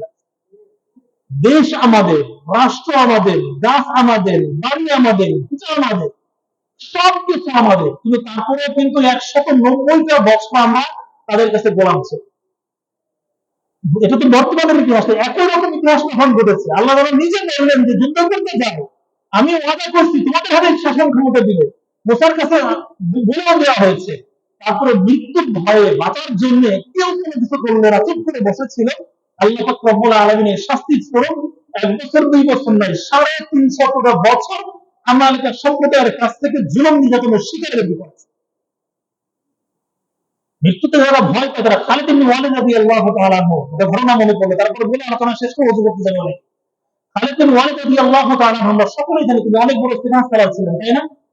খালিদ ইবনে ওয়ালিদ রাদিয়াল্লাহু তাআলা আনহু যখন কাফিরদের পক্ষ থেকে হয়ে যুদ্ধ করতে এসেছেন মুসলমানদের বিরুদ্ধে, উহুদের যুদ্ধের কথা আমরা জানি, এবং যার তীক্ষ্ণ মেধার কারণেই কিন্তু ওই যুদ্ধে কিন্তু রাসূল সাল্লাল্লাহু আলাইহি ওয়াসাল্লাম দাঁত শহীদ হলো, মুসলমানরা ছত্রভঙ্গ হয়ে গেল। এবং খন্দকের যুদ্ধ কিন্তু কাফিরদের পক্ষে, মুসলমানদের বিপক্ষে খালিদ ইবনে ওয়ালিদ ছিল। তারপর থেকে কিন্তু ওমর রাদিয়াল্লাহু তাআলা আনহুর শাসন পর্যন্ত খালিদ ইবনে ওয়ালিদ রাদিয়াল্লাহু তাআলা আনহু একটা দুইটা না, বরং তিনি যে যুদ্ধের মধ্যে সেনাপতি ছিলেন প্রত্যেকটা যুদ্ধে তিনি জয়লাভ করছেন। এই ইতিহাস আমরা জানি না? এবং তার ইতিহাসে দেখবেন যে উনি কতগুলো যুদ্ধের মধ্যে জয়লাভ করেছেন। উনি হায়াত পেয়েছিলেন কত বছর? 50টা বছর। তিনি সামান্য পরিবার একটু বলেই শেষ করছেন। 50টা বছর তিনি হায়াত পেয়েছেন। সর্বশেষ কিন্তু উনি বিছানার মধ্যে কিন্তু শুয়ে অসুস্থ অবস্থায় কিন্তু মারা গেছেন। মারা যাওয়ার সময় উনার যে বিখ্যাত উক্তিটা ছিল সেটা শুধুমাত্র শুনে রাখেন। উনি বলছিল যে আমি খালিদ ইবনে ওয়ালিদ এতগুলো যুদ্ধের মধ্যে অংশগ্রহণ করেছি, এতগুলো যুদ্ধে আমি সেনাপতি ছিলাম, এতগুলো যুদ্ধে আমার হাত দিয়ে আল্লাহ পাক রব্বুল আলামিন মুসলমানদের পতাকার বিজয় লাভ করিয়েছে, এতগুলো আমার প্রত্যেকটা শরীরের এমন কোনো জায়গা থাকে নাই যেখানে কোনো ছুরির আঘাত, বল্লমের আঘাত, আমাদের তীরের আঘাত নাই, কিন্তু তারপর আমি খালিদ সর্বশেষ আল্লাহ পাক রব্বুল আলামিন আমাকে শাহাদাতের মর্যাদা আমাকে দেন নাই, বরং বিছানার মধ্যে অসুস্থ অবস্থায় শুয়ে আমাকে দুনিয়া থেকে বিদায় করে যাচ্ছে। সুতরাং যারা জিহাদ থেকে পলানোর ভয়ে, মৃত্যুর ভয়ে যারা পলায়ন করতে চায়, তাদেরকে আমার ঘটনা শুনিয়ে দিয়ে জিহাদে গেলেই মানুষ মৃত্যুবরণ করে না। যেরকম আমি খালি মৃত্যুবরণ করিনি, আমি খালি বিছানায় রোগ অবস্থা মৃত্যুবরণ করলাম, তোমাদের অবস্থা এরকম হতে পারে। আল্লাহ পাক রব্বুল আলামিন আমাদের সকলকেই তাফসীরে যে 3টা আয়াত মাত্র তাফসীর করলাম, এর মধ্যে যত আমল আছে, ভালো জিনিস আছে, সেগুলোকে আমল করার তৌফিক দান করুন। যেগুলো বর্জনীয় বিষয় রয়েছে সেগুলোকে বর্জন করার তৌফিক দান করুন, এবং মৃত্যু পর্যন্ত কোরআনটাকে বুকে ধারণ করে, মনে ধারণ করে আমল করার তৌফিক দান করুন। আমিন। এখন দোয়া হবে আমাদের